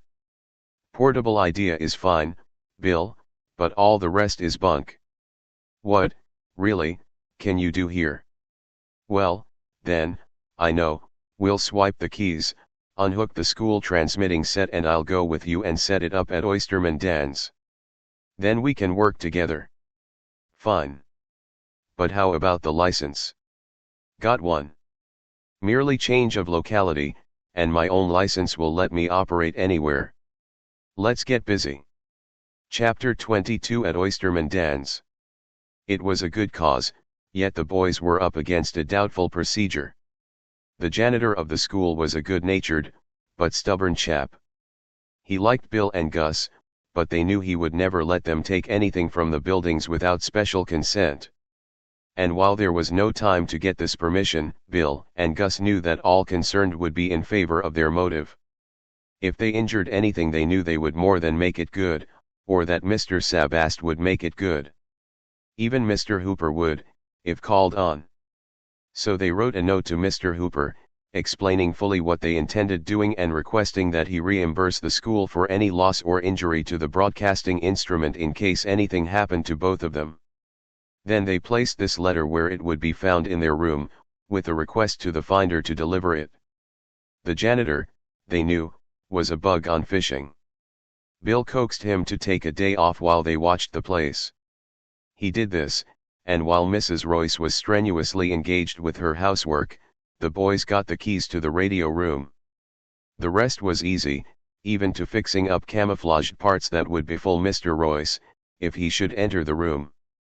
They got the apparatus in parts to their own room, where they packed it up, and Gus climbed into Tompkins' room through the transom, handed out the portable set and got out the way he got in. The next day, again sending for Mr. Merritt and his taxi, they were on their way to the station at Guilford, and from there by train to the shore, Gus debouching at a convenient junction for a 2-hour trip home, while Bill patiently waited. When Gus got back to the junction he had the shotgun and some old clothes for both, though Bill might have no need to disguise. Reaching the terminus of the railroad, the boys hired a rather dilapidated team of mules drawing a farm wagon, with youthful driver to match, and made a long, slow journey, especially tiresome to these eager, expectant lads, that landed them by the most direct route at Oysterman Dan's little cottage. The old fellow came out and was so delighted to see Gus that he gave him and Bill a real welcome. He was a bachelor who lived alone, but lived well.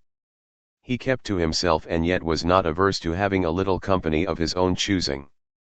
Apparently he would not have wanted more entertaining fellows than Bill and Gus, or better listeners, for he liked to spin yarns. When he found the boys insisted upon paying him for board and lodging and certain privileges he was further pleased. Let them put up one o' them thar wirelesses. He sure would and welcome. It would be a heap o' fun, and when they told him of the purpose of it he was elated. Nothing could have been more characteristic of the imagination and optimism of youth than the making of all these extensive preparations on the merest guesswork, and after the boys had arrived on the scene, not half a mile from Lower Gifford's Point, doubts began to assail Bill with much force. By jingo, Gus!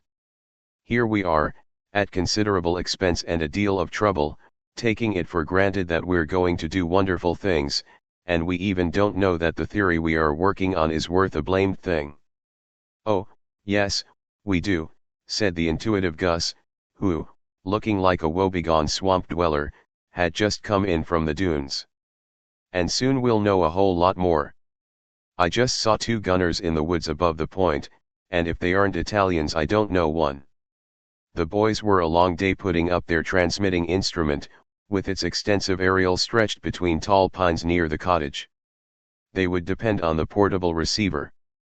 And then, leaving Bill listening, poring over books, or chatting with old Dan, when the latter was off the water, Gus got into his ragged togs again, took his gun and started out prowling.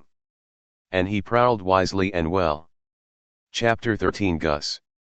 Hey, fellow. What you do? The voice came from among the pines, and Gus turned to see a dark-skinned, black-eyed young man, of about 25 or more, coming toward him. Gus stopped. You shoot in these woods? Asked the man. I reckon I might and I reckon I do if I can find any darn thing for to shoot, said Gus, easily falling into the native vernacular. The man approached and the boy quickly observed that the pocket of the loose coat, worn even this hot day, bulged perceptibly, and the man put his hand within it. He showed an interest in the shotgun and extended his hand. Where you get so fine gun, et? He questioned. Man give her to me for beatin' him at shootin'. This was literally true, the said man being Mr. Grier. He's a sportin' feller, but he don't shoot no more. Hind he seen him round these here parts for 2 year. The fellow took the fowling piece and looked it over. He said, I buy her, et? You couldn't buy her if you had her heft in gold, said the boy. And you couldn't shoot her, anyway not to hit anything. Could you get a bird with her goin' like a bullet through these pine trees? Shucks. I can. No. Yes. I get you shoot for me, et? Handing back the gun. Shoot for you? How? You don't like law policemen's, et? You wouldn't like 'em if they chased you for shootin' when the game laws was on. I think of that. You come into woods along of me, now, et? I show you what do and how make large lot money. Big. And maybe how shoot policemen's to keep away. Big money you get. Lead me to it? Said Gus, his swift guess at what might be coming making him shove in a less backwoodsy phrase. Without another word the man started along a tortuous and narrow path and Gus followed for more than half a mile. They were just off the thoroughfare when they started, but the youth could hear the distant booming of the ocean waves on the beach before they stopped. To the right, with the roof seen above the low underbrush of young pines, holly, and sweet gum, was a building of some kind toward which the path turned abruptly. 100 yards ahead the woods ceased, and Gus knew that beyond were the ever-shifting sand dunes crowned with their short-lived scrub oaks or pines and tufts of beach grass which bordered a wild and lonely shore for many miles. 12 miles to the south was a somewhat popular seaside resort. Gus had not crossed the woods at this spot, though he had at some other very similar places. He had been all along the beach and had boated on the thoroughfare clear to the inlet. This was nowhere deep enough for even a large sloop. But he was thinking less of this than of a very possible opportunity that seemed to loom ahead. What your name? Asked the Italian. Sam is my name, said Gus. Now then, Sam, you stay here. If some man who no business has here come to look, you give order to go see? You say this your father's ground and know what you call, trespass. All this day you stay. Tomorrow you come, also. $2 you get each day, et? Thought it was _big_ money. Maybe I'll have to shoot somebody and I will, quick. But we give $3, Sam, and you stay with us. If not and somebody comes you get nothing but this. The man slapped his pocket. But no, we friends, et? And you will shoot. You bet I will. Said Gus, and meant it. But whom would he shoot? He was not saying. The man went toward the building and presently came back with a modern, high-powered rifle.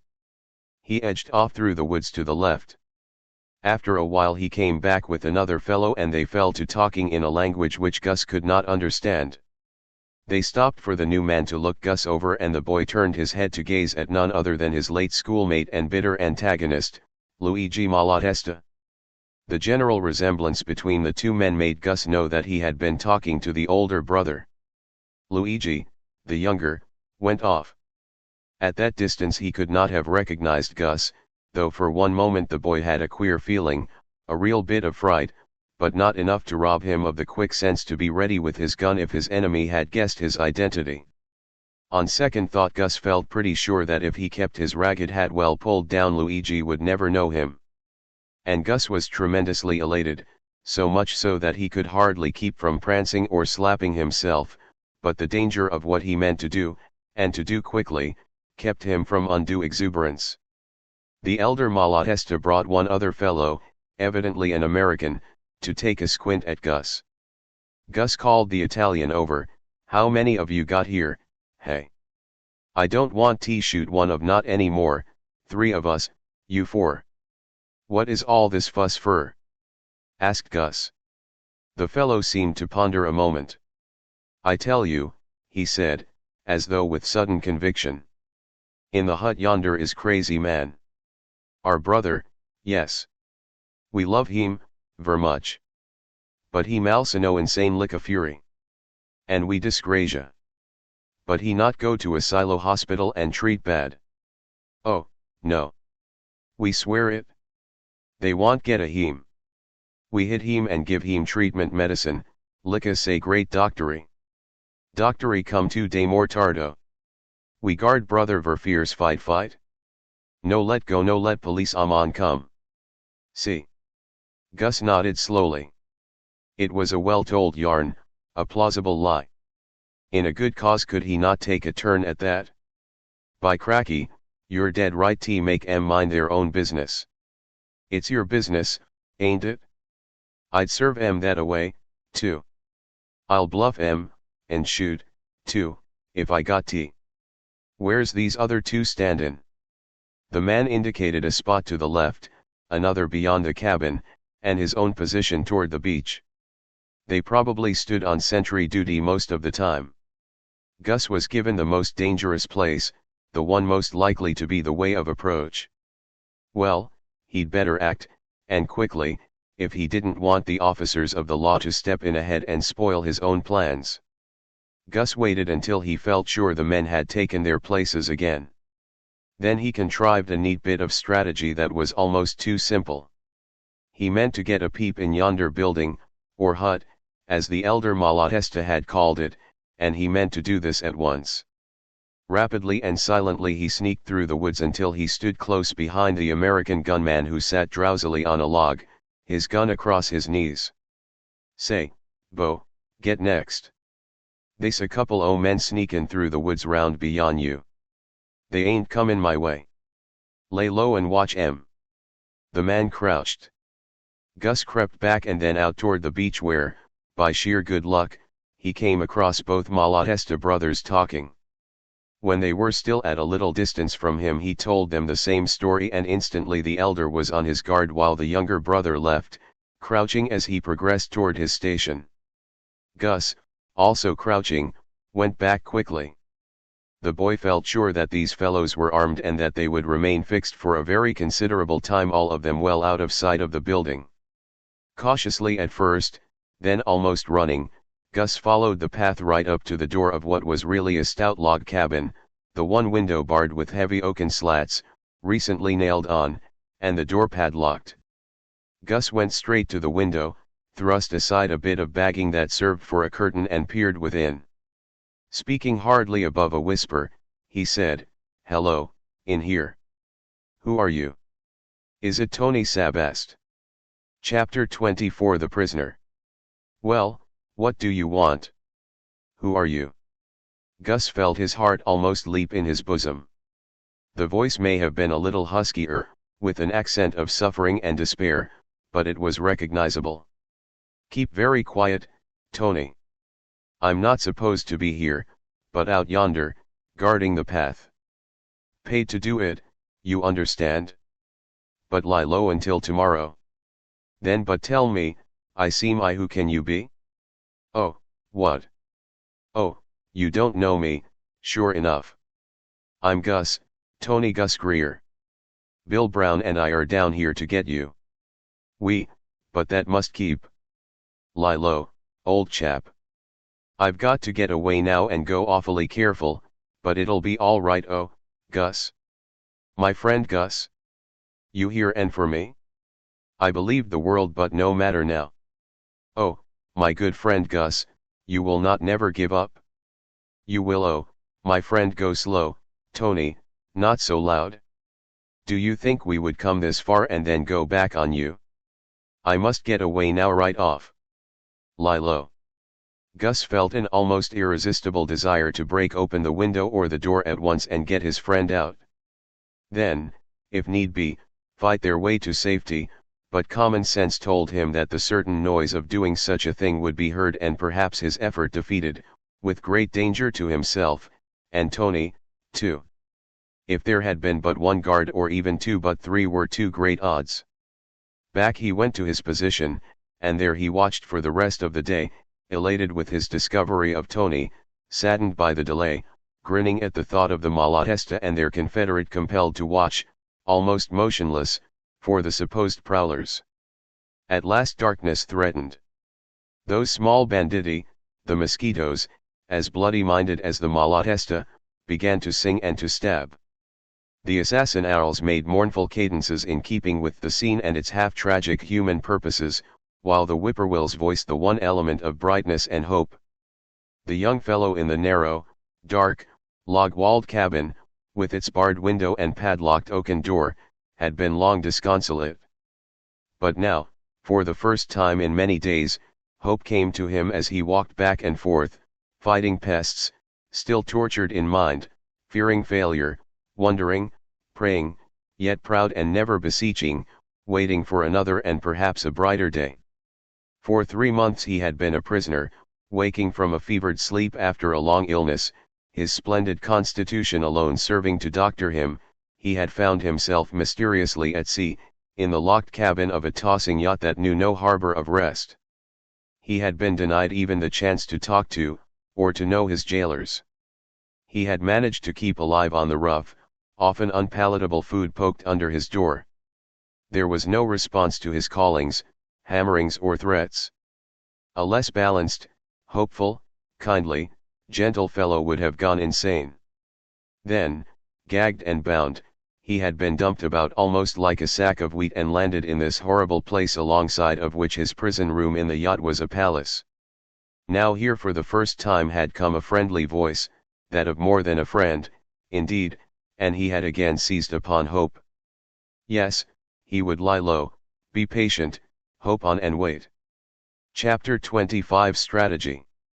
Bill, we've found Tony. Saw him a little in the dark and talked to him. We're going to get him out, Bill. And Gus, after bursting in with this good news, told his chum and old Dan all about it. Then they held a council of war. It was pretty certain that the Malatesta had no means of radio communication, as they could not have burdened themselves with the apparatus, nor could they have confined their communications to one person. That they were seeking ransom money was also pretty certain, and they were in a position to get it, too. Bill, Gus, and old Dan laid some plans, carefully considered from every angle, and with the impetus of youth to be acted upon at once. Having put their transmitting station in operation, Bill got busy on the wires, and on a wavelength of 360 meters, began broadcasting notifications to Mr. Sabast and to the police relative to Tony's whereabouts. Mr. Angelo Sabast, do not send ransom money. Mr. Angelo Sabast, do not send ransom money. Please convey this message to Mr. Angelo Sabast, banker, of New York City, do not send ransom money. Police departments and Coast Patrol, send swift vessels all along the coast to Lower Point Gifford, and the lower inlet to head off any foray from the sea on the part of those who may have caught this, also to prevent escape of kidnappers from the inlet.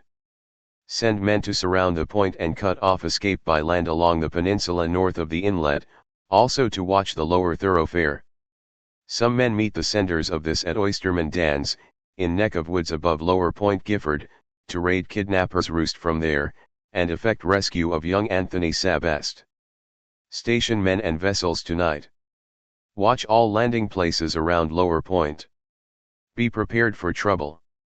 Kidnappers armed and will shoot. Anthony Sabast in small cabin in Pinewoods about 1 mile north of inlet. Hard place to find. Guarded by 3 men.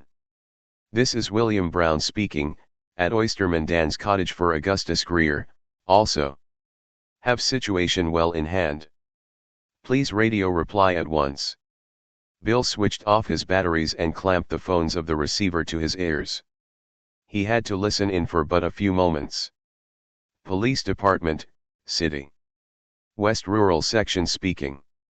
We are in direct communication with East State Mounted Force and contingents and will relay, acting in unison.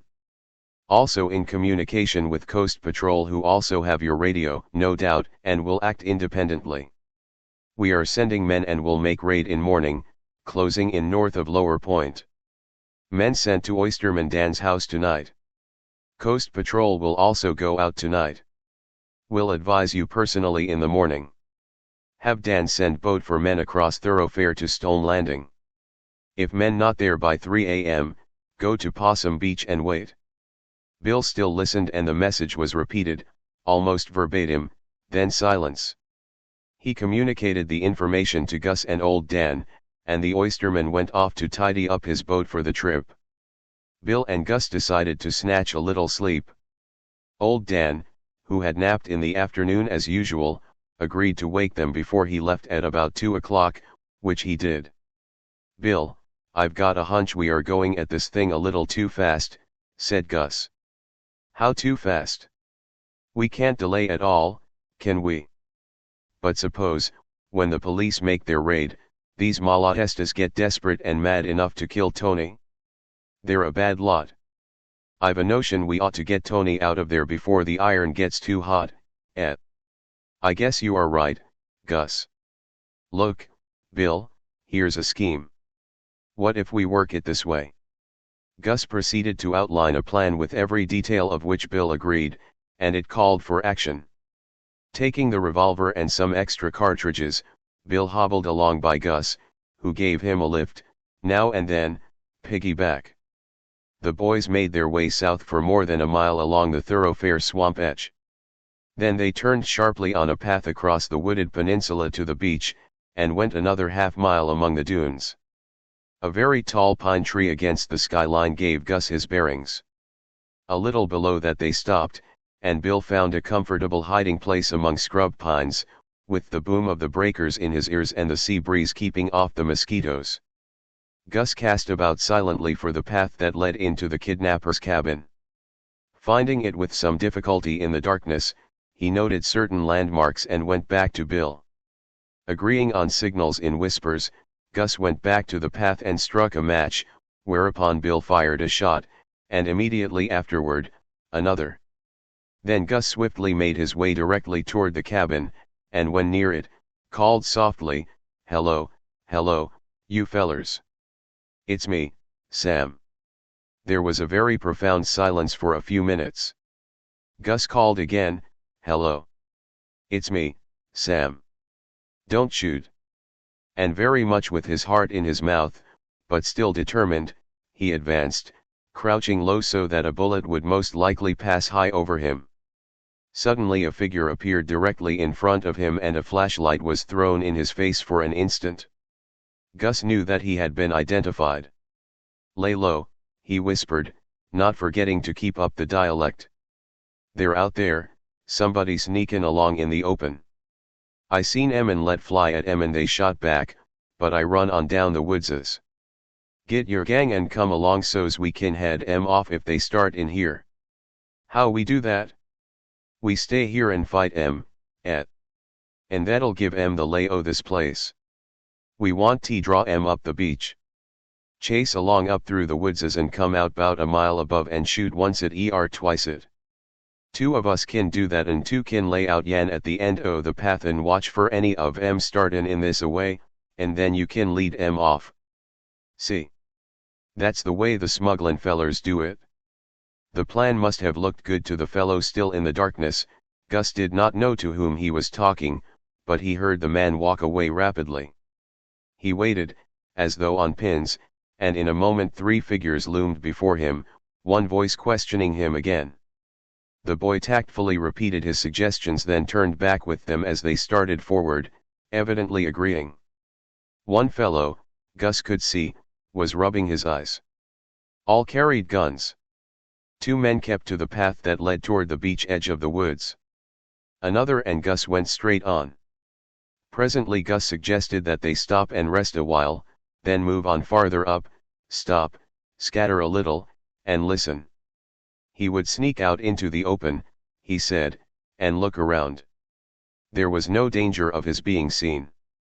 It would be best to remain thus for an hour or more, perhaps till morning, mosquitoes or no mosquitoes. A grunt signified agreement. The boy crept out toward the dunes and on, until he felt sure he could not be heard. Then, with the smooth, hard sand for a track, he ran, softly on tiptoe, until once again he came below the tall pine. A low hiss thrice repeated was answered, and he found Bill in the same spot. "They're all stuck along in the woods yonder," Gus whispered. "If you hear them moving off toward the cabin again, shoot. If they go on, shoot twice. If they come your way, lie low. Here goes for Tony, old scout." Gus had some difficulty getting to the cabin from the south side. He missed it once, got too far into the woods, turned, regained the dunes, struck in again, and this time started to pass within a few yards of it, but by merest chance saw the gable end against the sky. Chapter 26: A Call for Help. Again Gus approached the cabin, feeling sure now of the outcome of the plan. He reached the clump of thick pines below the tall one and turned to make the beeline in, not 100 yards from the building, when the alarm notes of a ruffed grouse reached his ears. It was just ahead, the angry, quick, threatening call of a mother bird, disturbed with her young, quick to fight and to warn them of danger. Might not this be a weasel, fox, or mink that had sneaked upon her? But if so, it would be the note of warning only, to scatter the little ones into hiding places while the hen sought a safe shelter just out of the reach of the marauder, and after she had, pretending a hurt, led it to a distance from the brood. But this was different. The grouse had played her usual trick of decoy, no doubt, and failing in this had returned to attack something regarded as a larger enemy. She would know better than to include deer, or the wandering, half-wild cattle of the peninsula as such. There were no puma and few bear in these woods, and surely none here. What then could the disturber be but a man? Gus well knew the ways of these knowing birds. The boy's advance now became so cautious as to make no audible sound even to himself, such being possible over the pine needles. Slowly he gained a vantage point where again the roof gable was visible against the sky. No sound ahead, except the mother grouse making the sweetest music imaginable in calling her young ones together during a half-minute. The coast must be clear. But just as the boy was about to go boldly forward, a flash of light shone about him, and his staring eyes discerned, not 30 feet away, the 3 watchers standing together. They had returned, probably by prearrangement, and had met in the roadway. Now they were silently listening for the 4th fellow himself. One chap, thinking that they were not observed, had struck a match to see the time, or to light a cigarette. Had they been looking in Gus's direction they might have seen him. Presently, mumbling some words, they all went on again toward the cabin, and Gus, sick at heart because seeing now no chance for a renewal of his effort, turned back after an hour to where Bill waited. "Why, Gus, they came out here, all of them together, and went part way over to the beach, then returned almost right away. I could hear only their voices at first, but when they came back they passed close enough for me to hear a little of what they said. I think it was the Malatesta that we know." He was declaring that he, and I guess he meant you, must be the same. "Do you think he knows you, Gus?" I don't know. They must be suspicious of my story, or my purpose, anyway, or they would have stayed out and watched. Perhaps one of them followed far enough to hear me head out this way. Anyway, they think the cabin is the safest place. We can't do anything now, so let's go back and hit the hay. They went back, Gus to throw himself on old Dan's couch and sleep like a dead man, and Bill to take up the receiver phones, nodding over the table, to be sure, but remaining generally awake. For 2 hours he kept catching odd bits of no importance through long intervals.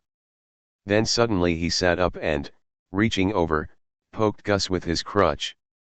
After 2 or 3 hard pokes, Gus opened his eyes. "Say, somebody's calling for help. I can't get it right. I reckon they've taken Tony away and out to sea again. Can't tell who it's from, it's all jumbled, anyway. Done now, I guess." "But what was it?" asked Gus, now very wide awake. "It came like this, in code," said Bill. "The SOS several times. Then, aground. Rounding inlet, East Channel, headed out. Hurry." There was a lot of stuff in between, but not intelligible. Can it be Tony? Who else? But would they let him broadcast anything? Gave them the slip, maybe. What'll we do? You say it. Well, then rounding East Channel of inlet, tide going out. Likely they'll stick on the shoals. If only Dan were here now. What then? Why, we'd take his catboat and overhaul them. They'll probably stick going about and the wind's dead against going out. But Dan isn't here, but I am. I'll go forward with the gun and you can handle the _Stella_. Let's go." They went. It was but the work of a few minutes to gain the landing, hoist sail, cast off and reach down the bay, the wind abeam. Bill got into a snug place at the mast, Gus held the tiller, each boy firmly determined to do something that might call for the utmost daring and swift action. Turning into the wind at the inlet, the boys went about first on the starboard tack and then luffed a half-dozen times to get through into the broader water, but the sandbars were erratic. Gus knew two that were fixed from the set currents, other might change every few days. Bill crept to the rail and gazed ahead. There had been a moon, but it was cloudy. Fortune favored them, however. At the moment that they were about to hit a narrow sandbar, the clouds parted and Bill gave a yell. Gus also saw the line of white and shoved over his tiller, missing the bar by the closest margin. In deep water again they swept across the inlet as the clouds darkened the moon and they were suddenly confronted by a splotch of white. They swerved once more just in time to avoid striking the stern of a small schooner fast on a bar, only her jib flapping in the breeze, not a light showing. Gus put the _Stella's head into the wind and close-hauled the boom, but she fell away slowly. He told Bill to hail, which was done with a truly sailor-like ahoy.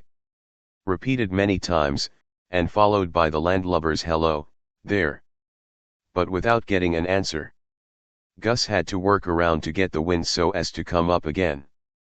Still there was no reply to the hailing, and without more ado the _Stella_ was put alongside of the schooner, going also aground, but lightly. "You grapple and hold her, Bill. I'll board her and see what's what," said Gus, pistol in hand, stepping over the schooner's rail. Swiftly, without hesitation, he rounded the cabin, peered down the small companionway and shouted into the cabin door, calling loudly. Then he went back, got the _Stella's lantern, and Bill, having made fast, limped along after, gun in hand. The two silently explored every nook and cranny, finding, to their utter astonishment, no one aboard. The door to one of the staterooms, however, was fastened.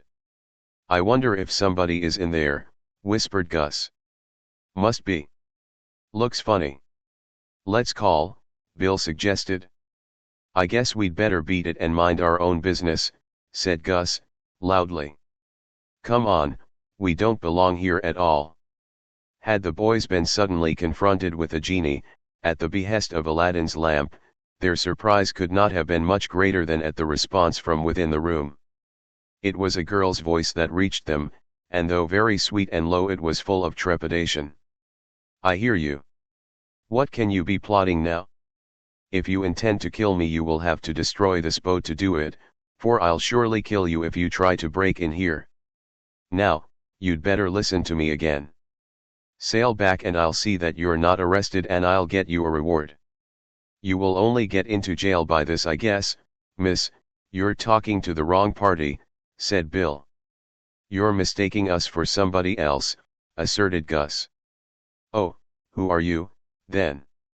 came the voice. "Two fellows at your service.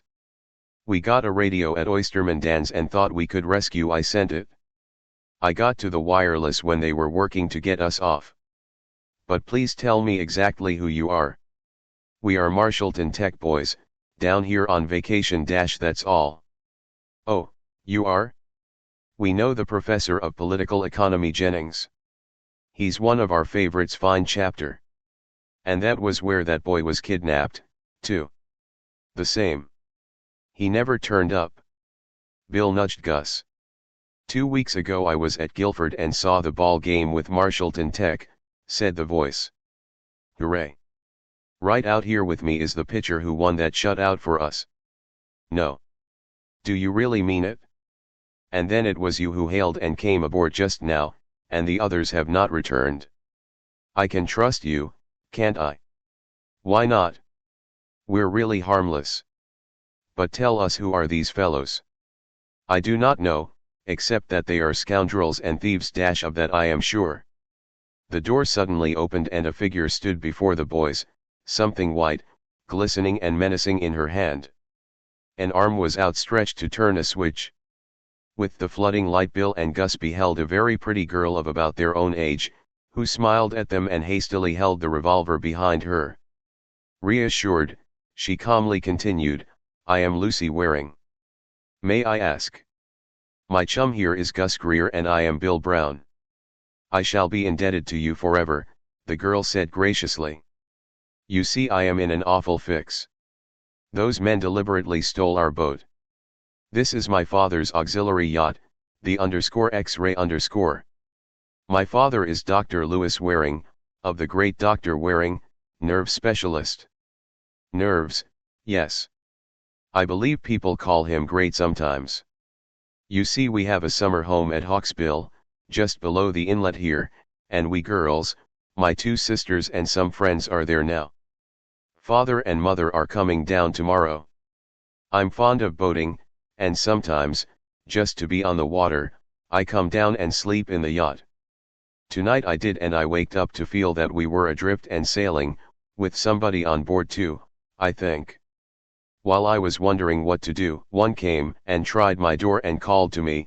I said something to him, you may believe. But he would hardly listen to me, though he couldn't force the door, and I told him I'd shoot if he did.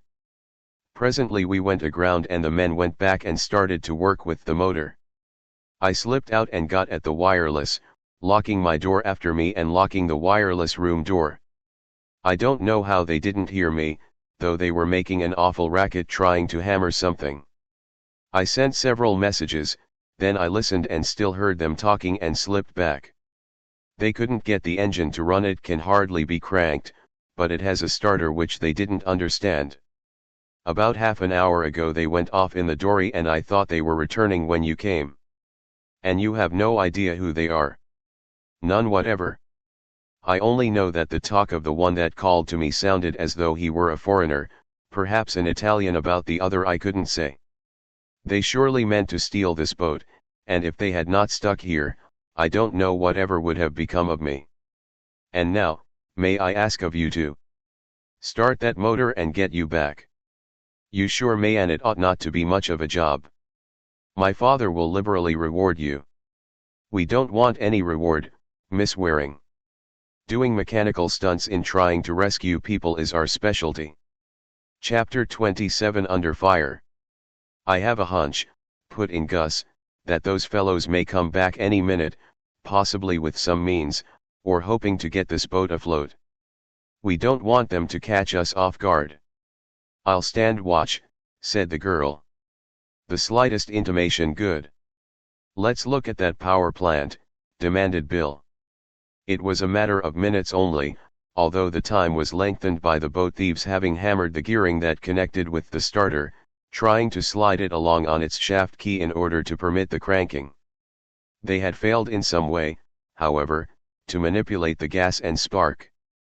The boys had slipped the gearing into place again and the adjustments had been made, when a call from the girl made the busy lads grab their weapons and get up on deck, Bill being almost as quick as Gus.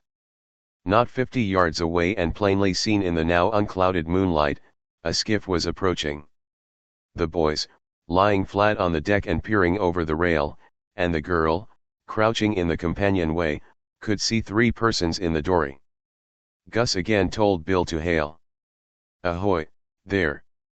Backwater and stay where you are. What do you want? The rhythmic beat of the oars continued, rapidly lessening the distance. Halt, or we'll shoot. If you don't want to get sunk and have your carcasses filled as full of holes as a pepper box, you'll sheer off. This had its effect. The oars were held and pushed to check the motion. No word came in reply, but Gus plainly saw an object that resembled a gun barrel come from a vertical to a foreshortened position. This was sufficient for drastic action, though the boy was averse to compelling a tragedy. With careful aim he sent a load of shot just over the heads of the boatmen, then instantly fired another into the water at one side. Almost immediately a shot came in reply, the bullet glancing from the cabin roof.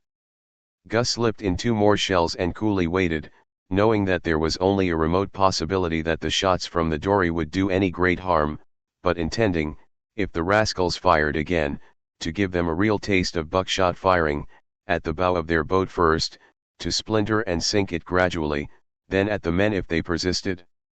The dory turned about quickly. The oarsman was evidently in haste to get away. Then came a hail, "Say, you. What you do in that boat? That our boat. Get out, I say to you. We want to come aboard and go on away." Gus had heard that voice before. It belonged to one of the Malatesta. Did they have Tony with them? Were they making a terrible effort to escape in this way from the peninsula, and get to sea again? How then would they secure the hope for ransom?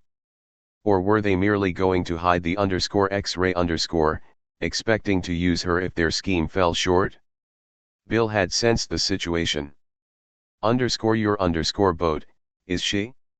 You'll find her back at Hawksbill where she belongs, and in a little while you're going to find yourself in jail. Beat it now while the water's fine. The oarsman was nothing loath. Either he was not the bravest in the party, or else he had the keenest appreciation of the odds against an exposed position.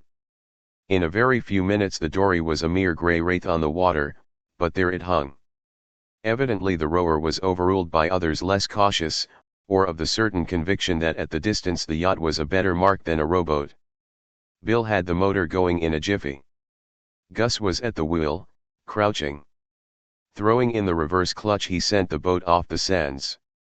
Then, letting Bill hold her steady, dropped the _Stella's sails, cast her loose at the end of a hawser for a tow rope, paid it out from the stern and went back to the wheel.